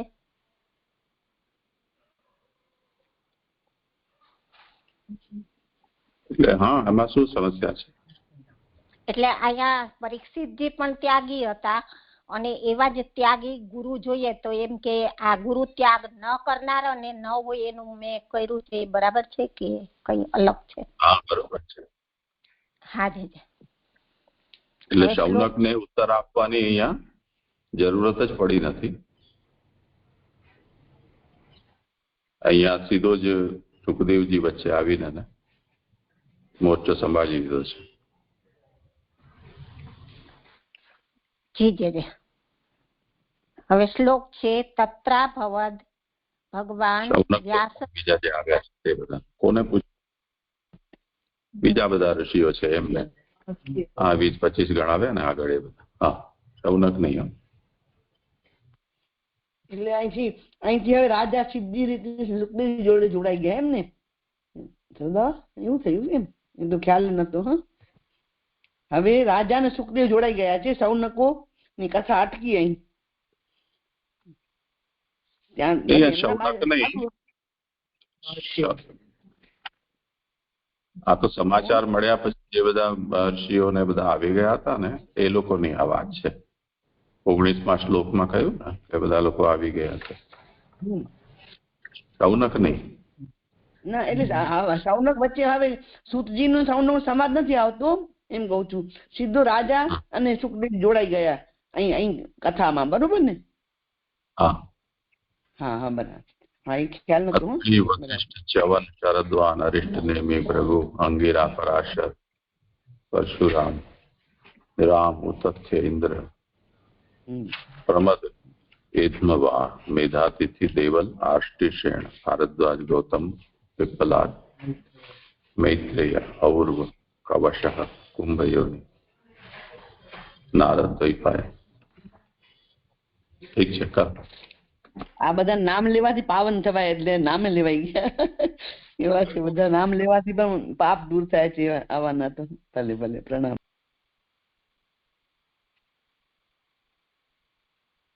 હવે કરો છો જે આગળ કે તત્રા ભવદ ભગવાન વ્યાસપુત્રો યદચ્છયા ગામટમા નો અનપેક્ષ અલક્ષ્યલિંગો નિજલાભતુષ્ટો વૃતશ્ચ બાલૈર અવધૂત વેશઃ. હવે શ્લોકાર્થ. ઈચ્છા પ્રમાણે પૃથ્વી ઉપર ફરનાર, અપેક્ષા રહિત, ન જણાય તેવા ચિહ્ન વાળા, પોતાના લાભથી સંતોષ માનનાર અને બાળકોથી વીંટળાયેલા, અવધૂત વેશવાળા વ્યાસના પુત્ર ભગવાન ત્યાં પ્રગટ થયા. હવે સુબોધિનીજી એમાં ક ત્યાં જ અભવત એટલે પ્રગટ થયા. પછી ખ તેવું સામર્થ્ય હોવાનું કારણ ભગવાન શબ્દથી કહેલું છે, એટલે સુખદેવજીમાં આ સામર્થ્ય જે છે તે ભગવાન શબ્દથી કહેલ છે. ગ ભગવાન હોવાનું કારણ વ્યાસના પુત્ર હોવાથી કહેલું છે. પછી ઘ તેઓની દ્રષ્ટિમાં તેવું ભાન ન થાય. તેઓની એટલે અહીંયા મને એવું સમજાય છે કે લોક દ્રષ્ટિ, કે તેઓની દ્રષ્ટિમાં તેવું ભાન ન થાય તે માટે પૃથ્વી ઉપર ફરનાર શબ્દોથી જુદા પ્રકારે પોતાને દેખાડતા હોવાનું કહે છે. એટલે સુખદેવજી અહીંયા લોક દ્રષ્ટિ ન થાય તે માટે અલગ પ્રકારે પોતાના વેશને દેખાડતા હતા, તેથી પૃથ્વી ઉપર ફરનાર એમ કહેલું છે. પછી આગળ કહે છે કે પૃથ્વી ઉપર ફરવું એ પરમહંસોનો ગુણ છે. પછી એના પછીનું કે અપેક્ષા રહિત હતા, એટલે કે એમને કોઈની અપેક્ષા ન હતી, કારણ કે ફરવાના ગુણને લીધે કાંઈ પણની તેમને જરૂર ન હતી. એમની જરૂરિયાત જ કંઈ નહોતી, તેથી તે અપેક્ષા રહિત હતા. તેથી રાજાની પેઠે લીલાથી ફરતા હતા એવો અર્થ છે. એટલે કઈ રીતે ફરતા હતા તો કે રાજા જેવી રીતે ફરે એ રીતે સુખદેવજી પણ લીલા કરતા હોય એ રીતે ફરતા હતા. પછી ચ બતાવે છે કે ન જણાય તેવા લિંગાની મહાપુરુષના ચિહ્નો હતા તેમના તેવા હતા. એટલે ન જણાય તેવા એટલે કે સુખદેવજીમાં ન જણાય તેવા મહાપુરુષના ચિહ્નો હતા. 32 લક્ષણો તેમનામાં હતા. એટલે 32 લક્ષણ જે મહાપુરુષમાં હોય તેવા સુખદેવજીમાં લક્ષણો હતા. તે જાણવામાં આવે તો લોકો તેમને રાજા બનાવે. રાજામાં 16 લક્ષણો હોય છે અને મહારાજા ધીરાજમાં 32 લક્ષણો હોય છે. હવે જો કદાચ એમ કે કોઈ આ રીતે જાણી જાય કે આ 32 લક્ષણ વાળા મહાપુરુષ છે તો પછી તેને જેમ કે લોકો રાજા બનાવે. તેથી એમ કે તે પોતાના ગુણોને છુપાવતા હતા. રાજામાં તો 16 લક્ષણ જ હોય, પણ અહીંયા મહારાજા ધીરાજમાં એટલે કે સુખદેવજીમાં તો 32 લક્ષણો હોય છે. 32 લક્ષણો હોય છે તે ભગવાન અથવા બ્રહ્મ જાણનાર હોય છે. હવે 32 લક્ષણનું કરે છે કે 32 લક્ષણ હોય તો તે ભગવાન હોય સમાન છે, અથવા તો એમ કે બ્રહ્મ જાણનાર હોય છે. પછી આગળ કહે છે કે તે લક્ષણોનું ફળ છ અને જમાં પોતાના લાભથી સંતોષ માનનાર વિશેષણથી કહેલ છે. એટલે પોતાના લાભથી સંતોષ માનનાર એટલે કે પોતે આત્મલાભ વાળા હતા, કે આત્મામાં રમણ કરનાર હતા, તેથી લાભથી, અને પોતે આત્મામાં રમણ કરે છે તેથી તેમને કોઈ પણ પ્રકારની અપેક્ષા નહોતી, એટલે સંતોષમાં માનનાર એ વિશેષણથી કહે છે.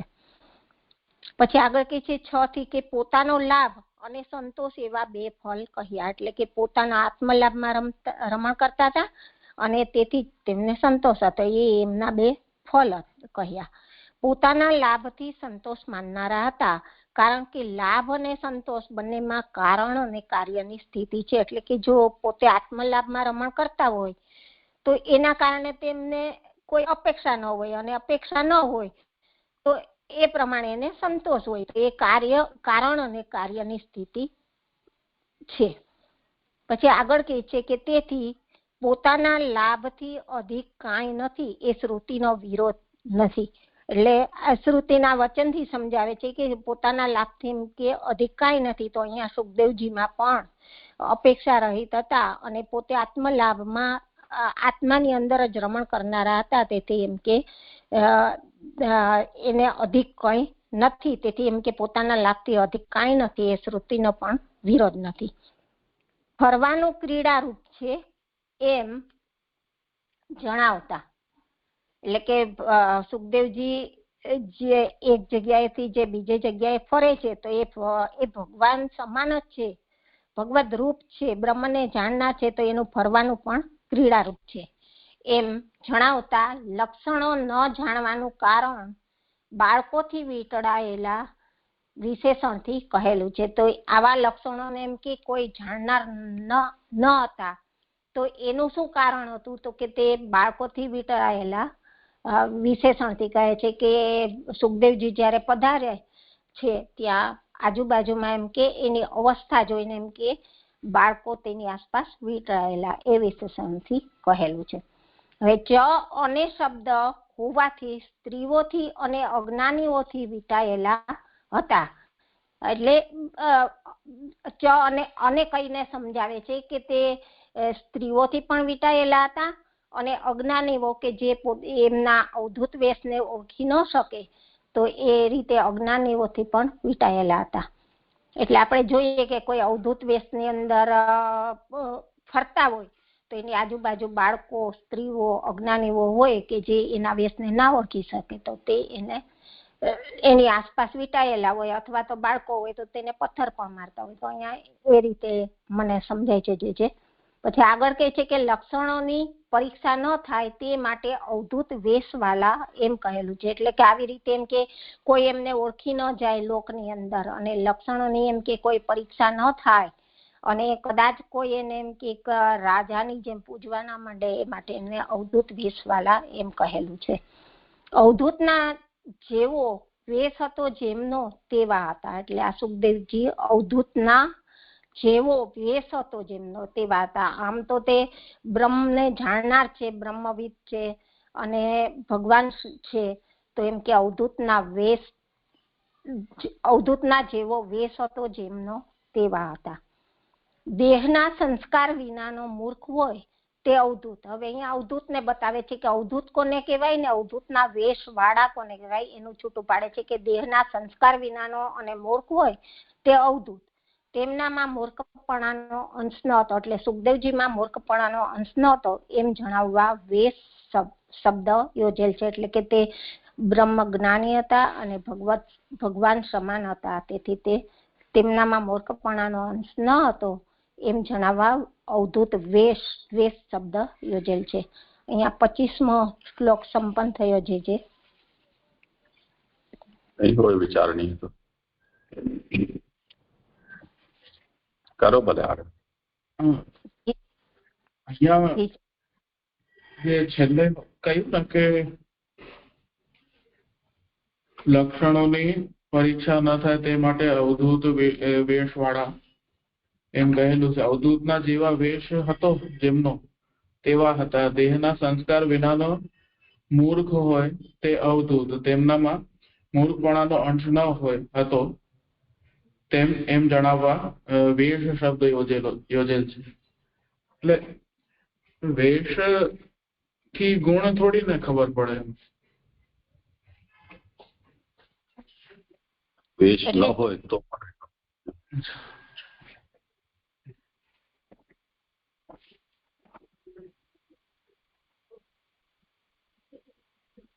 જે આપ કરાવો થઈ ગયું. આમ તો અવધૂત વેશ વાળા છે ને અહીંયા સુખદેવજી, તો એમની અવધૂતતા નથી પણ અવધૂતતાનો એમણે વેશ સ્વીકારેલો છે, એટલે એમના ઉપર જડત્વનો આરોપ નથી થઈ શકતો, એટલે મૂર્ખતાનો. જેમનો દેહનો સંસ્કાર ન થયેલો હોય એ જડવત હોય છે, પણ આ જડત્વ છે એ એમણે સ્વીકારેલું છે. સારું, કરો. જી જય.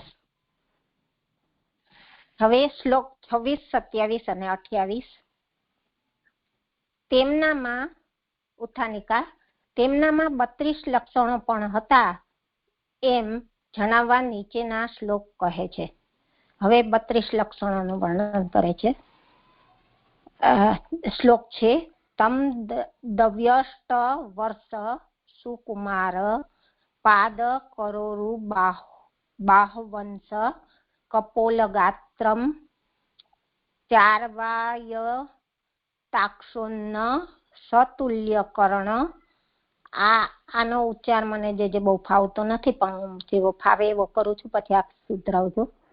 સુપ્રવાનનમ કંબુ સુજાત કંઠમ નિગૂઢ જત્રુમ પૃથુતુંગ વક્ષસમ આવર્તનાભિમ વલિવલ્ગુરંચ દિગંબરમ વક્ર વિકીર્ણ કેશમ પ્રલંબ બાહુમ સ્વમરોત્તમ તમ આભમ શ્યામમ સદાપિત્ય વયોંગ લક્ષ્મ્યા સ્ત્રીણામ મનોજ્ઞમ રુચિરસ્મિતેન પ્રત્યુત્થિતા તે મુનયઃ શ્વાસનેભ્યઃ તલ્લક્ષણજ્ઞા અપિ ગૂઢવર્ચસમ. આમાં જેના ઉચ્ચાર જેના સરખા ના થયા હોય એ કરાવો ને.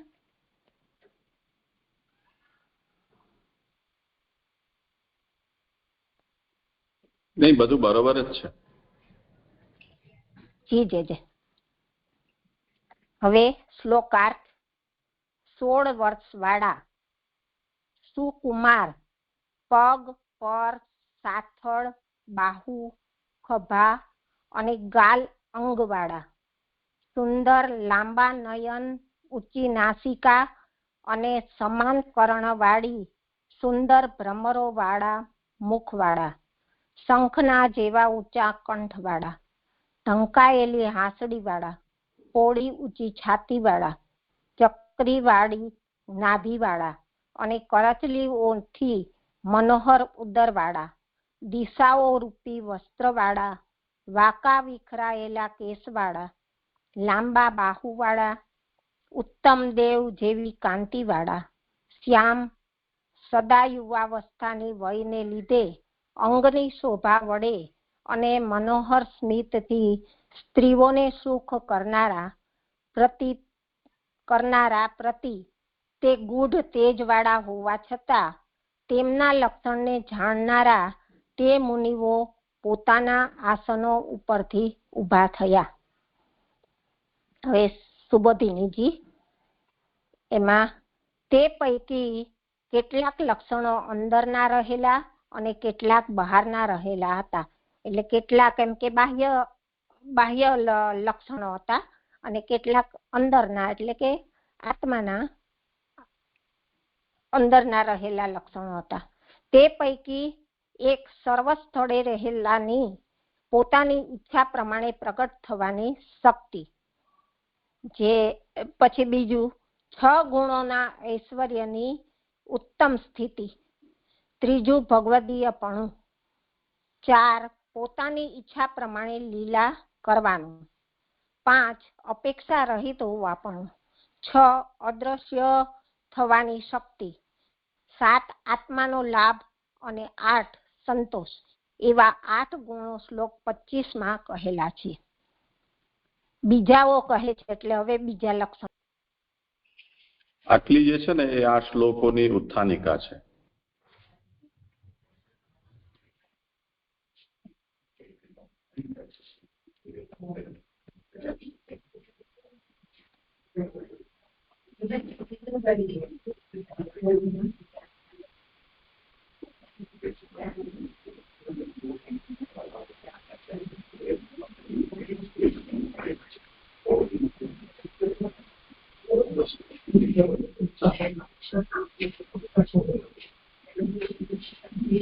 અંતરો જી જી. એટલે આટલી ઉત્થાનિકા થઈ. હવે અહીંથી એમ કે સુબોધિનીજીનો આરંભ થાય છે કે બીજાઓ કહે છે, એટલે કે અહીંથી હવે 26, 27 અને 28 બતાવેલા લક્ષણો કહે છે. એમાં 9 અને 10 લક્ષણને સમજાવે છે કે 2, 8 વાળા, જે 16 વર્ષ વાળા કીધા ને એનું આગળ કરે છે કે 2, 8 વર્ષ વાળા, બમણા 8 વર્ષો છે જેમના, એટલે 16 વર્ષના, એવો અર્થ છે. એને જ આગળ કરાવે છે, સમજાવે છે કે કારણ કે વર્ષો શરીરની વૃદ્ધિ અને ક્ષયના કારણરૂપ હોવાનો દાઢી ઉત્પન્ન થવાથી નિશ્ચય થાય છે. એટલે કે વર્ષનો નિર્ણય કઈ રીતે થાય તો કે વૃદ્ધિ અને ક્ષયના કારણે થાય. અને વૃદ્ધિ અને ક્ષય છે એ કેવી રીતે જાણી શકાય તો એનું કારણ બતાવે છે કે વૃદ્ધિ અને ક્ષયના કારણરૂપ હોવાનો દાઢી ઉત્પન્ન થવાથી નિશ્ચય થાય છે.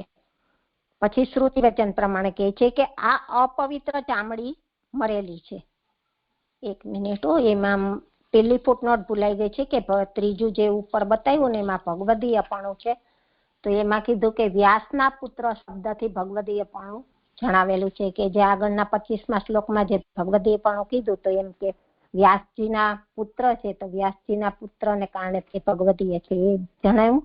અને અહીંયા પછી હવે આ બીજી ફૂટનોટ આવે છે શ્રુતિ વચનમાં કે આ અપવિત્ર ચામડી મરેલી છે, તો એમાં બીજી ફૂટનોટ છે કે મરેલી એટલે મરેલા હોવાનું જણાવનારી, એટલે કે આ ચામડી છે તે અપવિત્ર છે અને મરેલી છે, તો મરેલા પણ હોવાનું જણાવે છે. તો એ શ્રુતિ પ્રમાણે કેસો પણ તેવા વૃદ્ધિ અને ક્ષયના કારણરૂપ હોવા છતાં તે, એટલે કે સુખદેવજી જન્મ સમયે રહેલા હોવાથી મરેલ હોવાનું જણાવનારા નથી. એટલે અહીંયા શ્રુતિના વચન પ્રમાણે કે આ ચામડી છે તે તો અપવિત્ર છે અને મરેલી છે, તો એ શ્રુતિ પ્રમાણે કેસ પણ એમ કે વૃદ્ધિ પામે અને નાશ પામે.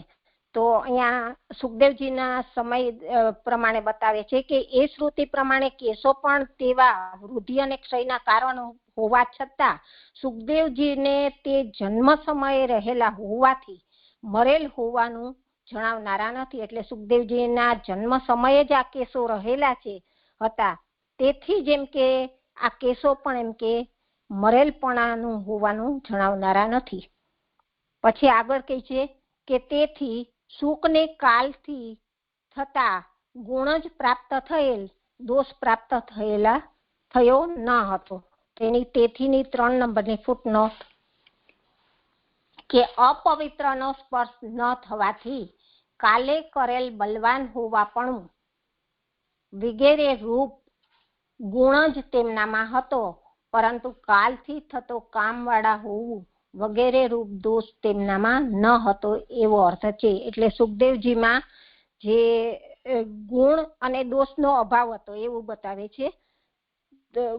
ગુણ અને દોષનો અભાવ, એટલે કે દોષનો અભાવ કઈ રીતે કીધું કે કાલની એને કોઈ અસર થતી નથી, તો કાલને કારણે એમ કે કાલ એને બળવાન થયેલો છે અને એ એમનો ગુણ હતો, પરંતુ એમ કે કાલને કારણે કોઈ કામ ના જાગે કે કામવાળા થાય તો એવો એનામાં કોઈ દોષ ન હતો. આવું જે મને આમાં સમજાય છે, આમાં ભૂલ હોય તો કરાવજો. પછી આગળ કહે છે તેથી તે બંને ગુણ અને દોષનો અભાવ જણાવવા અને ભવિષ્યમાં દોષ થવાનો નથી અને ગુણ રહેવાનો છે એમ જણાવવા 2, 8 વર્ષ વાળા એમ કહેલું છે. અહીંયા 2, 8 વર્ષ વાળાનું છૂટું કર્યું. તો એમાં ભવિષ્યમાં ની 4 નંબરની ફૂટનોટ છે કે કામ, ઘડપણ વગેરે થવાના નથી અને પ્રાપ્ત થયેલ જ્ઞાન, ભક્તિ વગેરે ગુણો રહેવાના છે એમ જણાવવા એવો અર્થ છે. એટલે અહીંયા સુખદેવજીમાં ગુણ અને દોષથી જે બતાવ્યું કે એનામાં દોષનો અભાવ છે, તો એને કોઈ કામ કે ઘડપણ એવું થવાનું નથી. અને 1 જ મિનિટ, કામ કામ અને ઘડપણ વગેરે થવાનું નથી, અને જે એમને મળેલું જ્ઞાન છે, બ્રહ્મ જ્ઞાન છે એ અને ભક્તિ જે ગુણો છે તે તો સદા રહેવાના છે. તેથી એમ કે અહીંયા 2-8 વાળા એટલે કે આ વૃદ્ધિ અને ક્ષય એ બંનેને મલ્ટીપલ કરી અને 8 દુ 16 એ રીતે અહીંયા 16 વર્ષની ઉંમર વાળા કહેલા છે. પછી અથવા કરીને એને સમજાવે છે આગળ કે તે ભગવાનનું વિસ્મરણ કરાવનારા છે. તો એમાં તેથી ને 5મી ફૂટનોટ છે તે એટલે ભવિષ્યના 16 પછીના વર્ષો, એટલે કે 16 વર્ષનું આયુષ્ય સામાન્ય રીતે થઈ જાય તો એ પછીનું જે આયુષ્ય છે એ તો સંસાર આસક્ત થઈ જાય, તો એ તો એમ કે ભગવાનનું વિસ્મરણ કરાવનારા છે. તેથી ઘણા સમય સુધી જીવનારને બાકીના સમયમાં સ્મરણ અને તે આશ્ચર્યની પ્રસિદ્ધિ તેવા 2 ગુણો કહ્યા. એટલે આ 16 વર્ષની ઉંમર જ એવી છે કે એ તો ભગવાનનું વિસ્મરણ કરાવે એમ સામાન્ય અર્થની અંદર અહીંયા મને જોડેલું હોય એવું કહે છે. અને પછી કહે છે કે ઘણા સમય સુધી જીવનારને, એટલે કે આ સુખદેવજી છે એને તો એમ કે ઘણા સમય સુધી જીવનારને બાકીના સમયમાં સ્મરણ છે, એટલે કે પાછળના કાલનું પણ સ્મરણ છે એવું મને અહીંયા સ્મરણથી સમજાય છે. અને આશ્ચર્યની પ્રસિદ્ધિ એટલે કે આગળના કાલમાં પણ એની પ્રસિદ્ધિ થયેલી છે. પણ મને જે આ વાક્ય બહુ એટલું બધું સમજાતું નથી, પછી આપ કરાવજો, મને તો આવું જ સમજાણું. એવું જીવનારને બાકીના સમયમાં સ્મરણ અને તે આશ્ચર્યની પ્રસિદ્ધિ એવા 2 ગુણો કહ્યા. એટલે સુખદેવજીમાં પાછળના કાલનું પણ સ્મરણ છે અને આગળના કાલનું પણ પ્રસિદ્ધિનું સ્મરણ છે, પ્રસિદ્ધિ એમની થયેલી છે એવું પણ છે. આટલું મને આમાં સમજાય છે. પછી હવે 11 થી ને 16 નું બતાવે છે કે સુકુમાર, પગ, કર, સાથળ, બાહુ, ખભા અને ગાલના અંગવાળા. તો એનું અહીંયા કરે છે કે સુકુમાર પગ, કર, સાથળ, બાહુ, ખભા અને ગાલ અંગવાળા હતા. એટલે સુકુમાર એટલે એનામાં વૃદ્ધિ પણ થતી નથી અને વૃદ્ધાવસ્થા પણ આવતી નથી, એ રીતે મને સુકુમાર લાગે છે કે 16 વર્ષના જેવા છીએ તેવા અને તેવા જ છે. એનું આગળ કરે છે કે સુષ્ઠુ એટલે સારી રીતે, કુસ્થિત એટલે અધર્મ હતું એમાં અધમને ગયા વખતે કરાયું છે કે અધમને મારયંતી મારે તે સુકુમાર, એટલે સારી રીતે અધમને મારે તે સુકુમાર, એ વ્યુત્પત્તિ અર્થ કર્યો. અને પછી કે છે એટલે દોષ વિનાના અને ગુણવાળા પગથી આરંભી ગાલ સુધીના 6 જેમના છે તેવું અંગ છે જેમનું તેવા હતા. આવી 6 ગુણો કહેલા છે. પણ જે આ મને બહુ સ્પષ્ટ નથી થતું કે આમાં શું કહેવા માંગે છે. અહીંયા કીધું ને કે દોષ વિનાના, એ તો સમજાણું કે સુખદેવજી દોષ વિનાના છે, અને ગુણવાળા પગથી, પણ પગથી કેવી રીતે આપણે પગથી આરંભી ગાલ સુધીના 6 જેમના છે તેવું અંગ છે જેમનું તેવા હતા. આથી 6 ગુણો કહ્યા.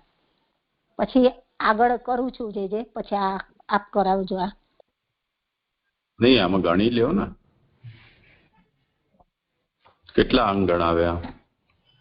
પગ, કર, સાથળ, બાહુ, ખભા અને ગાલ, 6 થઈ ગયા.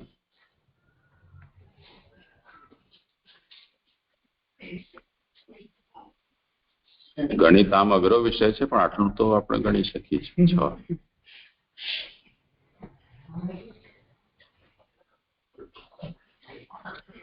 પણ જે એમાં એમ કીધું કે દોષ વિનાના અને ગુણવાળા, એટલે એને કઈ રીતે આમાં જોડવું એ ના સમજાણું. તો થઈ ગયું ને, અહીંયા સુકુમારની વ્યુત્પત્તિ એ જ તો બતાવી ને.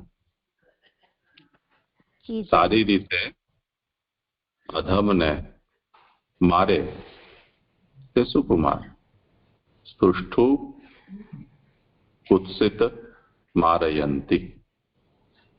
તો સુષ્ઠુ કુત્સિતમ મારયંતી.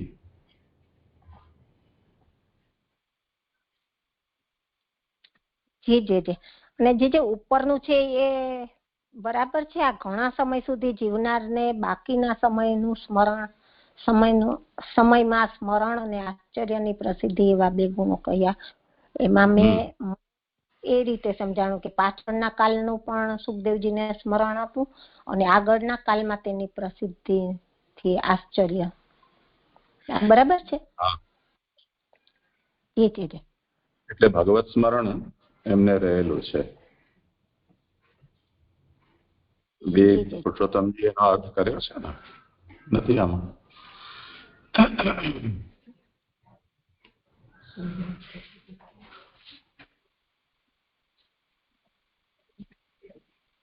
આના ઉપર નથી ને નોટ કઈ? હા, જોઈ લઈએ તો જો અતો બહુકાલીનસ્ય શિષ્ટ કાલ સ્મરણમ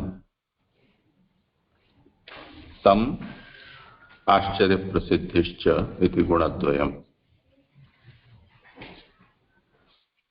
તેથી ઘણા સમય સુધી જીવનારને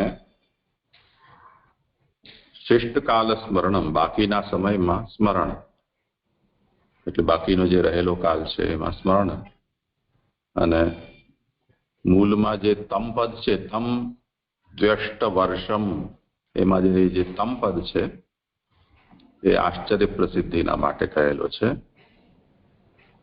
તો એને અહીંયા જણાવી રહ્યા છે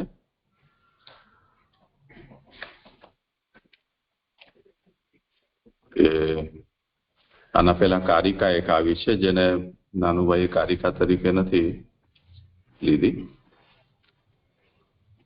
દ્વિઅષ્ટી પદ એનું નિરૂપણ કર્યા પછી અગ્રિમ વ્યાપ્ત્ય ભાવાય સંપન્ન સ્થાપનાય ચ, આટલી કારિકા છે.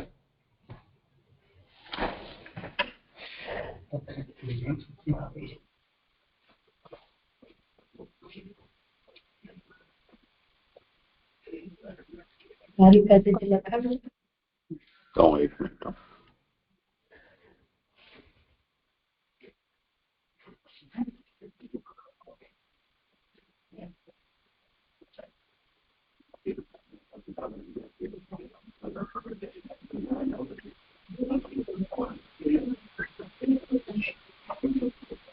અહીંયા તે આગળ 5મી ફૂટનોટ એવું છે જે તે વખતે આપણે કરાયું છે. એ તો આમાં જ 1 છે અને 5 સમજવાનું, એ તો આમાં જે છે. હા, એ તો ઠીક છે. હવે જુઓ, અતઃ કાલગુણ એવ તસ્ય ન તત્કૃતો દોષ ઇતિ અતઃ ઉભય જ્ઞાપનાય દ્વિઅષ્ટપદમ. તેથી ત્રીજી નોટ ત્યાંથી છે ને, અત્યારે હું વાંચી રહ્યો છું, ખાલી પછી જ્યાં કારિકા આવશે એમાં અનુવાદ એનો થયેલો છે, પણ એને કેવલ કારિકા તરીકે એમણે ગણી નથી, એટલું જ વાત છે કે અતઃ કાલ ગુણ એવ તસ્ય, કાલને, શુકને કાલથી થતો ગુણ જ પ્રાપ્ત થયેલ, દોષ પ્રાપ્ત થયો ન હતો.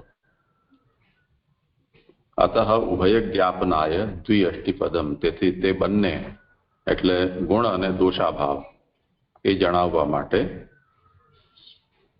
દ્વિઅષ્ટ, મૂળમાં તમ દ્વ્યષ્ટ વર્ષમ, એ જે દ્વિઅષ્ટ પદ છે એ વાતને જણાવવા માટે છે કે એમને ગુણ થયેલો છે અને દોષાભાવ છે.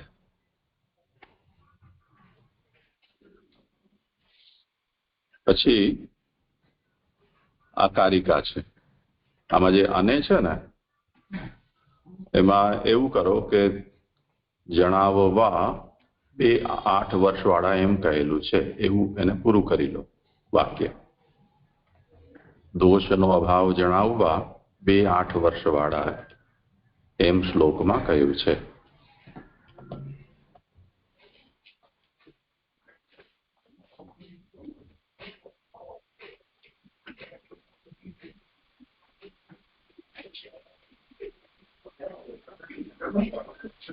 એમ કહેલું છે, એ નીચે લખેલું છે, એ જ વાત છે.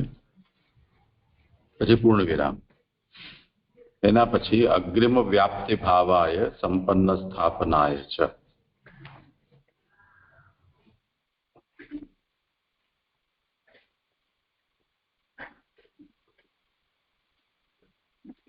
એ કારિકા છે. ભવિષ્યમાં દોષ થવાનો નથી અને ગુણો રહેવાના છે એમ જણાવવા 2 8 વર્ષવાળા એમ કહેલું છે. એને ઇન્વર્ટેડ કોમામાં લઈ લો. એના પછી ભગવદ વિસ્મરણ હેતુ વા તે અતો બહુકાલીનસ્ય શિષ્ટકાલ સ્મરણમ તમ આશ્ચર્ય પ્રસિદ્ધિ ચ ઇતિ ગુણદ્વયમ. અથવા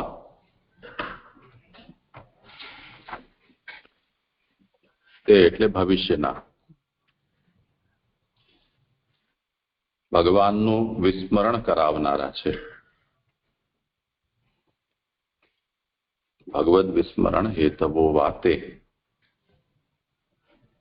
તેથી ઘણા સમય સુધી જીવનારને બાકીના સમયમાં સ્મરણ અને તે આશ્ચર્યની પ્રસિદ્ધિ એવા 2 ગુણો થયા. તો દ્વિઅષ્ટથી 2 અર્થ બતાવ્યા અહીંયા કે વધારે જે આયુષ્ય છે એ વિસ્મરણનું કારણ બનતું હોય છે, પરંતુ આમના કિસ્સામાં વિસ્મરણ નથી થયું. અને બીજી વસ્તુ એ છે કે બાકીના સમય જે છે એની અંદર એમને એનું સ્મરણ પર રહેશે અને આ એક આશ્ચર્ય છે. તેથી ગુણદ્વય. તો અહીંયા 2 ગુણ તરીકે પણ આને લઈ શકાય છે. દોષાભાવ અને ગુણ, અને બંનેને ગુણ તરીકે લેવું તો તે રીતે પણ. તો 8 અને 8 એમ 2 રીતે કયા છે. 16 વર્ષના એમ ન કહી દીધું. એમાં એક દૃષ્ટિ એ છે કે દોષાભાવ અને ગુણ એવો અર્થ એનો સમજવો, અથવા બંને ગુણો એ રીતે પણ તમે એને સમજી શકો છો.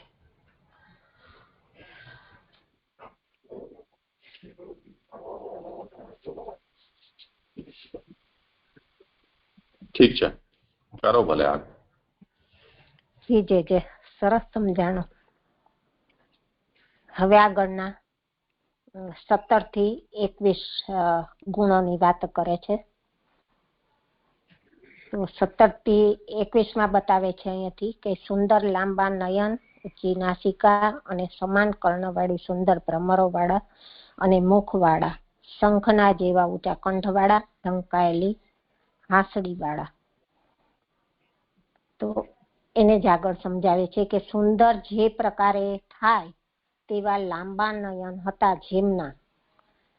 પછી આગળ કહે છે કે ઊંચી નાસિકા હતી જેમની તેવા, સમાન કર્ણો હતા જેમના, સુંદર ભ્રમરો હતી મુખ ઉપર જેમના, શંખના જેમ 3 કરચલી વાળો સારી રીતે ઊંચો થયેલો કંઠ હતો જેમનો તેવા હતા. આથી 5 ગુણ કહ્યા. જે આને કઈ રીતે સમજાયું કે શંખના જેમ 3 કરચલી વાળા કંઠને, એનાથી ને શું સમજાવવા માંગે છે મહાપ્રભુજી? એ નથી સમજાતું. આવી ગયું. આ શંખના જેમ 3 કરચલી વાળો સારી રીતે ઊંચો કંઠ થયેલો કંઠ, તો એનાથી ને શું મહાપ્રભુજી કહેવા માંગે છે અહીંયા સુખદેવજીમાં? એટલે ઘણા બધા પ્રદેશોમાં લાંબી ડોક ને સુંદરતાનું પ્રતીક ગણવામાં આવે છે. એટલે ઊંટ કે જીરાફ જેવી નહીં, પણ સારી એવી, આમ બીજા કરતા થોડી વધારે હોય. તો જ્યારે ડોક લાંબી થાય તો સ્વાભાવિક છે કે એનું આમ હલન ડોલન પણ વધારે થાય જ. તો ચામડીની અંદર એ પ્રકારની કરચલીઓ પડે. એટલે શંખ જો તમે જુઓ તો એમાં એવી 3 રેખાઓ હોય છે. તો અહીંયા કંઠને શંખના જેવી ઉપમા આપી છે. તો એના અંદર જે 3 રેખાઓ છે એ જાતની 3 રેખાઓ સુખદેવજીના કંઠમાં પણ દેખાય છે. આપણને 1-2 તો હશે, 3 નહીં હોય, થોડું વધારે આપો. હા, એટલે આફ્રિકામાં ને ત્યાં એવો રિવાજ છે કે બાળક નાનો થાય તે વખતે એને ગળામાં રિંગ પહેરાવવાની શરૂ કરે, અને ધીરે ધીરે રિંગની સંખ્યા વધારતા જાય. એ વધારતા વધારતા આટલી લાંબી ડોક પણ થઈ જતી હોય છે એ લોકોની. પછી તો એ મને લાગે છે કે રિંગ વગર ઊભી રહી પણ નહીં શકતી હોય, એટલે પરમેનન્ટ જ કરવી પડતી હશે, નહીં તો આમ થઈ જાય.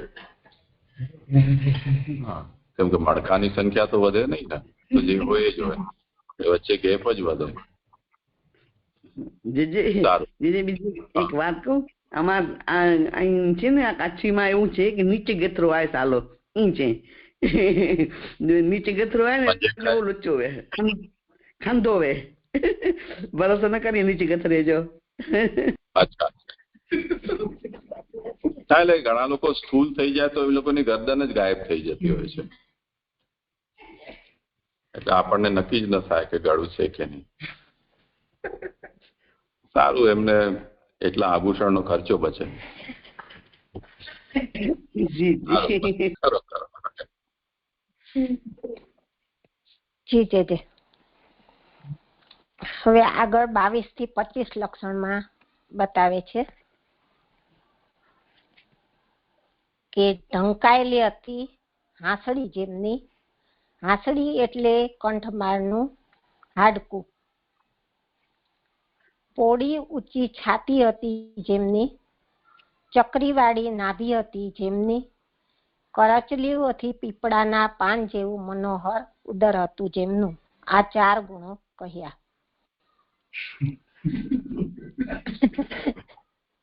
આમાં પણ જે આનાથી ને શું સમજાવે છે કે કંઠમાળનું હાડકું, એમાં આવ્યું કે આ જત્રુનું કરે છે કે કંઠમાળનું હાડકું, અને પછી ઊંચી પોળી છાતી હતી જેમની, એ તો સમજાય, પણ ચક્રીવાળી નાભી એટલે આપણે સર્વે કરીએ તો જ ખબર પડે. અઘરું છે વિષય. હશે તે સુંદરતાના જેટલા પણ માનક વર્ણિત છે એ સુખદેવજીની અંદર દ્રષ્ટિગોચર થતા હતા એવું તાત્પર્ય છે. મને લાગે છે બહુ નાનું મગજ નહીં ચલાવીએ તો ચાલશે. પછી 26મું લક્ષણ બતાવે. સ્વરૂપ, એમનું સ્વરૂપ તો જોવામાં નથી આવ્યું છે. કેવું હોય સ્વરૂપ એમનું? કોનું? સુખદેવજીનું?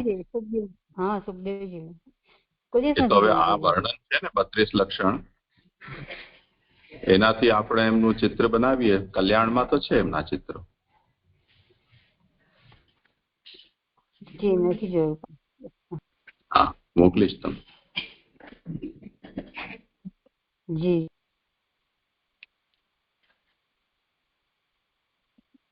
હવે 26મું લક્ષણ કે ચ એટલે કે અન્ય શબ્દથી ગૂઢ ચિહ્ન કહ્યું. એમાં ગૂઢ ચિહ્ન કહ્યું એની ફૂટનોટ છે 6 નંબરની, કે ગૂઢ ચિહ્ન એટલે પુરુષપણાને જણાવનારું ચિહ્ન.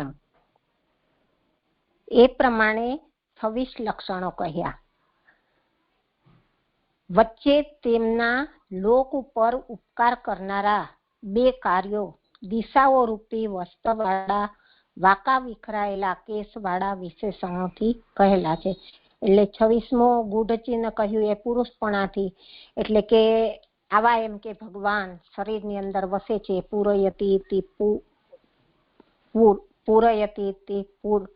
પુરુષ, એ જે આપણે આગળ જોઈ ગયા છીએ એ પ્રમાણે એમ કે ગૂઢ ચિહ્ન કે આવા શરીરની અંદર એમ કે ભગવાન વસેલા છે, એવું કંઈક બતાવતા હોય એવું મને જે અહીંયા સમજાય છે.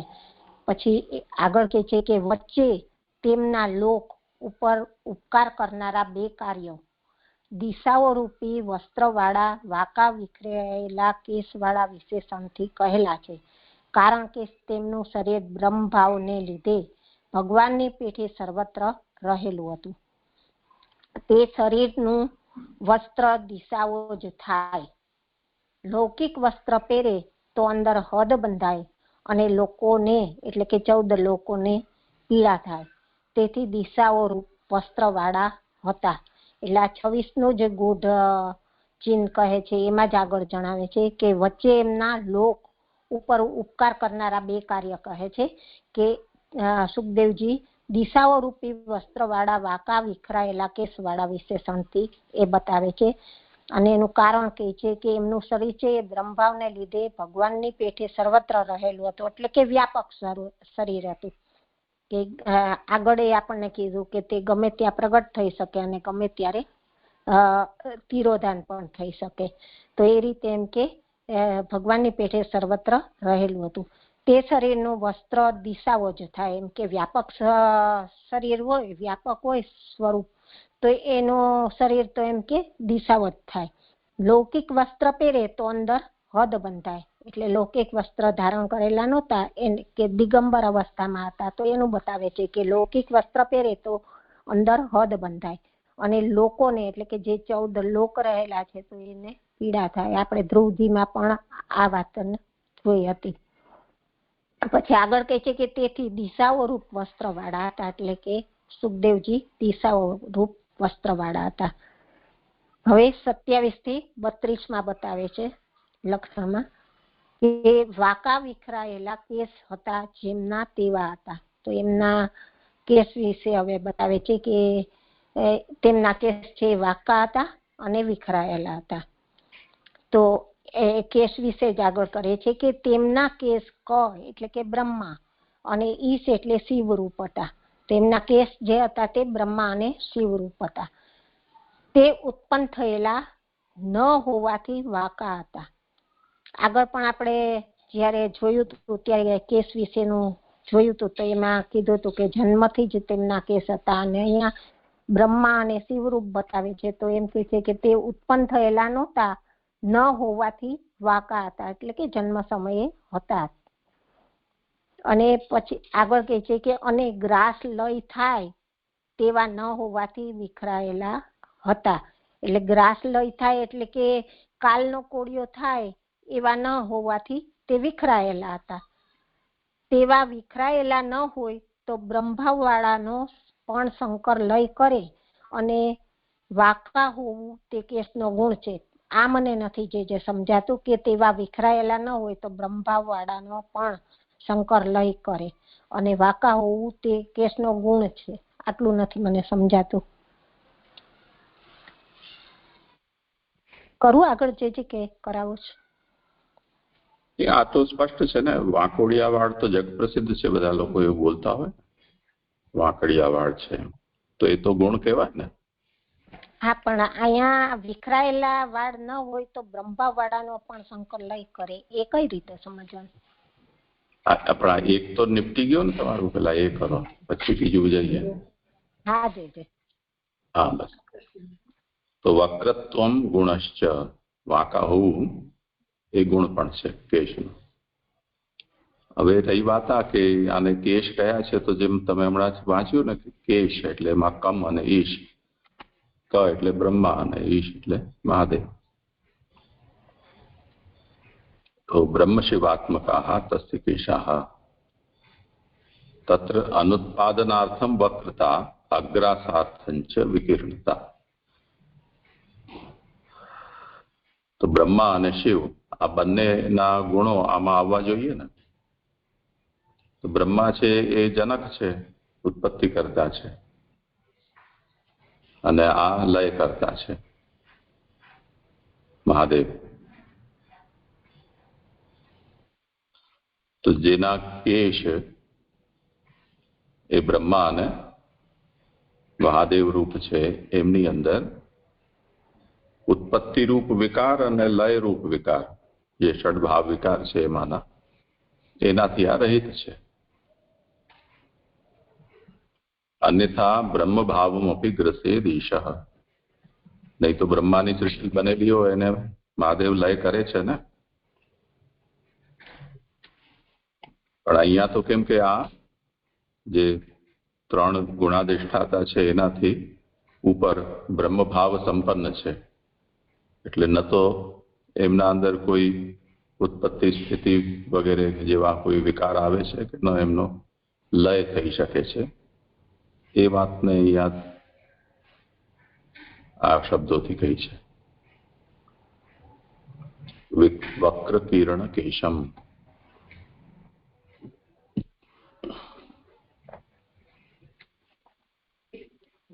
જી. એટલે બ્રહ્માજીએ જે સૃષ્ટિને ઉત્પન્ન કરી હોય તો પછી એનો સંકલન કરે, પરંતુ એમ કે આ એટલે જે કેસ છે એ તો બ્રહ્મા અને શિવરૂપ છે ને બ્રહ્માવાળા સુખદેવજી છે, તેથી એમના કેસનો એમ કે લય ન થાય.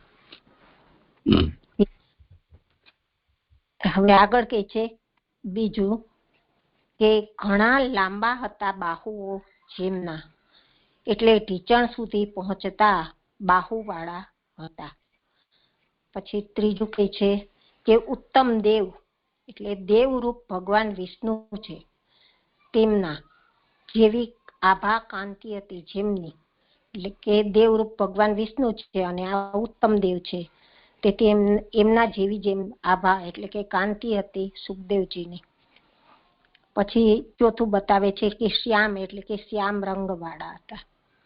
પછી પાંચમું સદા યુવાવસ્થા, તે સ્ત્રીઓનું હિત કરનાર વય એટલે યુવાની, તેનાથી અંગોની જે શોભા તેનાથી સ્ત્રીઓને મનોજ્ઞમ એટલે સુખ કરનારા હતા.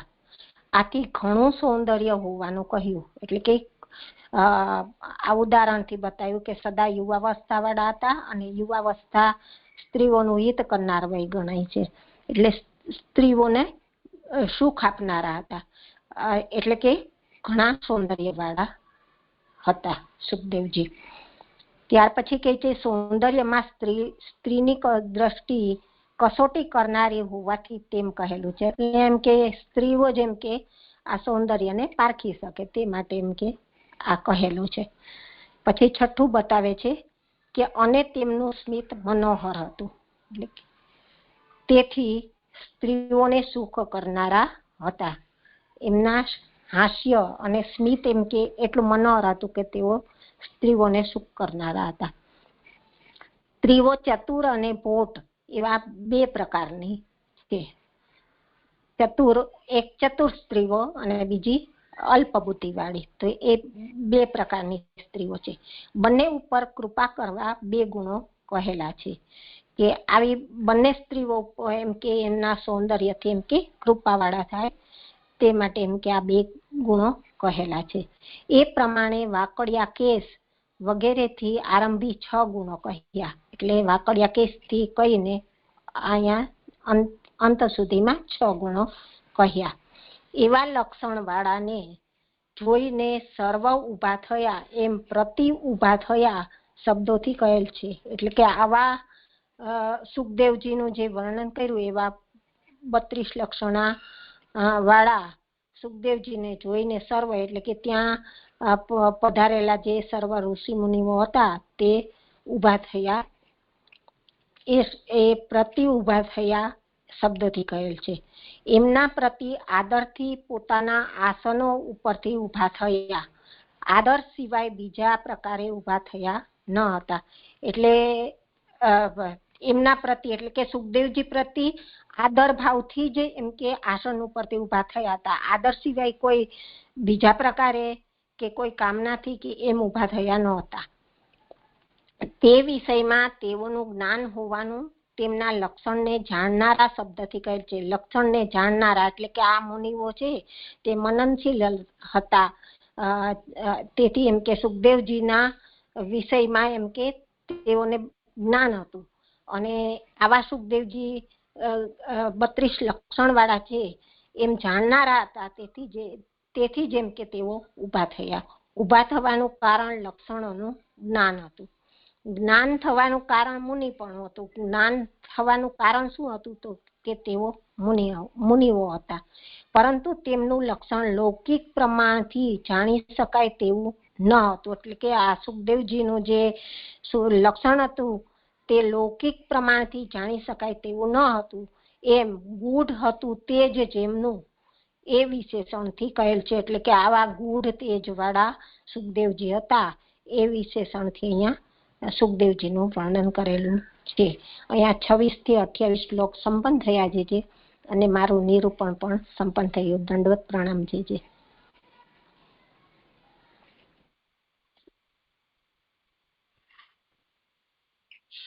કોઈ વિચાર?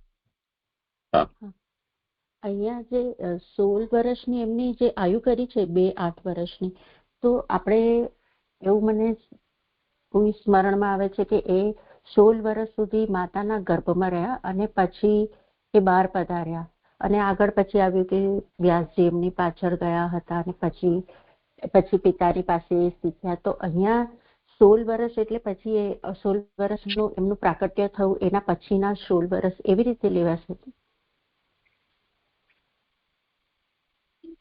ખરો સમાધાન. એટલે ગયા વખતે પણ આ પ્રશ્ન થયો હતો અને એની અંદર જે એવું બતાવેલું હતું કે 16 વર્ષનું આયુષ્ય એટલે જ્યારે એ પ્રગટ થયા ને ત્યારથી એ માના ગર્ભથી માંડીને પ્રગટ થયા ત્યાં સુધીનું ગણવાનું. આ રીતે જે મને સમજાણું છે. બાકી આપ કરાવો આ વિશે.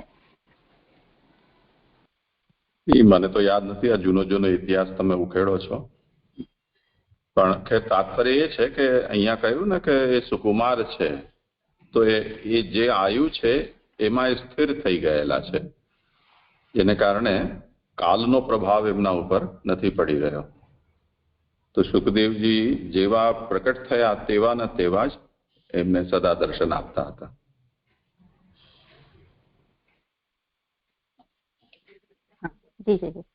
પ્રણામ. સદા અપીચ્ય વયોંગ લક્ષ્મ્યા, આમાં કહ્યું ને જે લક્ષણ આવ્યું કયું નંબરનું? સદા 5મું આમાં જે ક્રમાંક છે તે.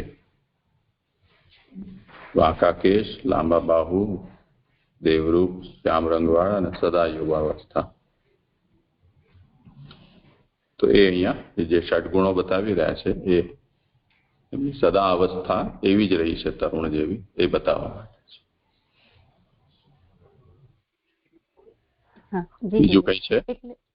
અહીંયા જે 32 લક્ષણો આપણે અહીંયા જે 32 લક્ષણો બતાવ્યા ને, તો આપણે જે વૈકુંઠમાં પણ જે પાર્ષદો છે એ પણ પ્રભુના જેવા જ આપણે કહીએ છીએ. એવી જ રીતે અહીંયા સુખદેવજી છે એ પણ એવી રીતે જ આપણે લેવાશે ને. અત્યારે ભલે ભૂતલ ઉપર બિરાજી રહ્યા છે પણ છે એ પ્રભુના જેવા જ, એવું સમજાય છે ત્યાં વર્ણન? હા, સમજી લો. પણ આ ગૂઢ વર્ચસમ એનાથી આ સમજાવ્યું છે કે આ બધા લક્ષણો ગૂઢ છે, પણ એના જે લક્ષણજ્ઞ મુનિઓ હોય તો જ એમને આ વાત સમજ પડી શકે. અવધૂત વેશ હોવાને કારણે આ ઢંકાયેલું છે. હા જી સરસ. પ્રણામ જીજી. હા પ્રણામ જીજી. લૌકિક વસ્ત્ર પહેરે,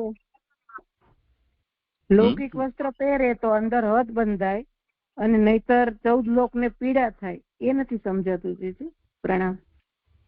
દિગંબર છે ને એને વર્ણવી રહ્યા છે કે ભાઈ દિગંબર શા માટે છે? તો કેમ કે બ્રહ્મ સ્વરૂપ છે, વ્યાપકતા નો અનુભવ કરી રહ્યા છે, તો દિશાઓ જ એમના વસ્ત્ર થઈ શકે છે. જો વસ્ત્ર પહેરે તો એમના જે ઉરુ જગન આદિ જે લોકરૂપ છે એ ઢંકાઈ જાય. હા સમજાયું જીજી. આ વડતાલ ક્યાં આવ્યું એ ખ્યાલ એ થોડો ખબર હોય તો કહેશો જીજી? પ્રણામ. વડતાલ, સુખતાલ.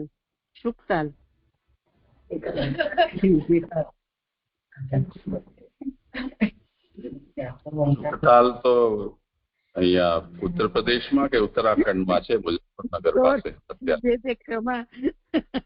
સુખતાલ. હા.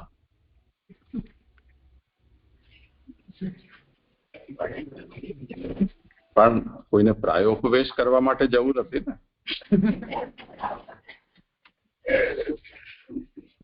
એટલી તો જીવની યોગ્યતા ક્યાં છે જીજી? પ્રણામ. જે મેં છે ને ક્યાંક વાંચ્યું, આ ભાગવતજીમાં જ કર્યું છે. તમારા સુબોધજીના સંગી બધા ભેગા ચાલે, સકુટુંબ સાયુજ્યની અપેક્ષા નહીં રાખતા, જે જાઓ તે એકલા જ જજો. મનોરથ પૂરકાય નમઃ. શું કહો છો?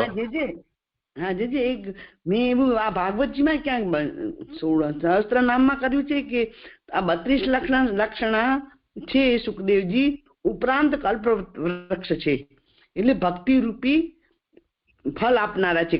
એવું કલ્પવૃક્ષ છે. 32 લક્ષણ તો હોય પણ એ ભક્તિ ના આપી શકે. આ સુખદેવજી ઉપરાંત છે. આ 32 લક્ષણાથી સંતોષ નથી. આ માનો આપણે 32 લક્ષણ બધું આવી ગયું. 32 લક્ષણ પુરુષ હોય પણ ભક્તિ ના આપી શકે કોઈ. પણ આ સુખદેવજી તો ભાગવત દ્વારા ભક્તિ પ્રદાન કરી રહ્યા છે. એવું મેં ક્યાંક ભાગવતજીમાં કર્યું છે જી કે કલ્પવૃક્ષ ઉપરાંત કલ્પવૃક્ષ છે એમ. સમજો મને હવે આ સંસ્કારથી ખબર નથી ક્યારે કર્યું છે તે. પ્રણામ. અહીંયા કહ્યું ને બંને ગુણ અને દોષનો અભાવ જાણવા, આપણે કહ્યું 2-8 વર્ષ વાળા એમ શ્લોકમાં કહ્યું છે. પછી ફરી આપણે કહ્યું કે એક દોષોનો અભાવ અથવા ગુણ એને પણ કહ્યું, અને અથવા બંને ગુણ હોય તો 2-8 વર્ષ વાળા એમ કહ્યું છે. તો 2-8 વર્ષ વાળા એટલે 16 તો ગણાય ને, પણ 16 વર્ષના પણ દોષ અને ગુણ વાળા અથવા બંને ગુણ વાળા એવી. ગુણ વાળા ને દોષ રહિત, હું એવું સમજી શકતો. બરોબર ને, ગુણ વાળા છે પણ દોષ ત્યાં વ્યાપતા નથી. કલયુગ એમ બળવાન તરીકે ગુણ છે, જે બળવાન કલયુગ નું ગુણ તે આપે છે એને, પણ દોષ થી રહિત છે કલયુગના. એવું બરોબર છે? સમજ છે? ભલે.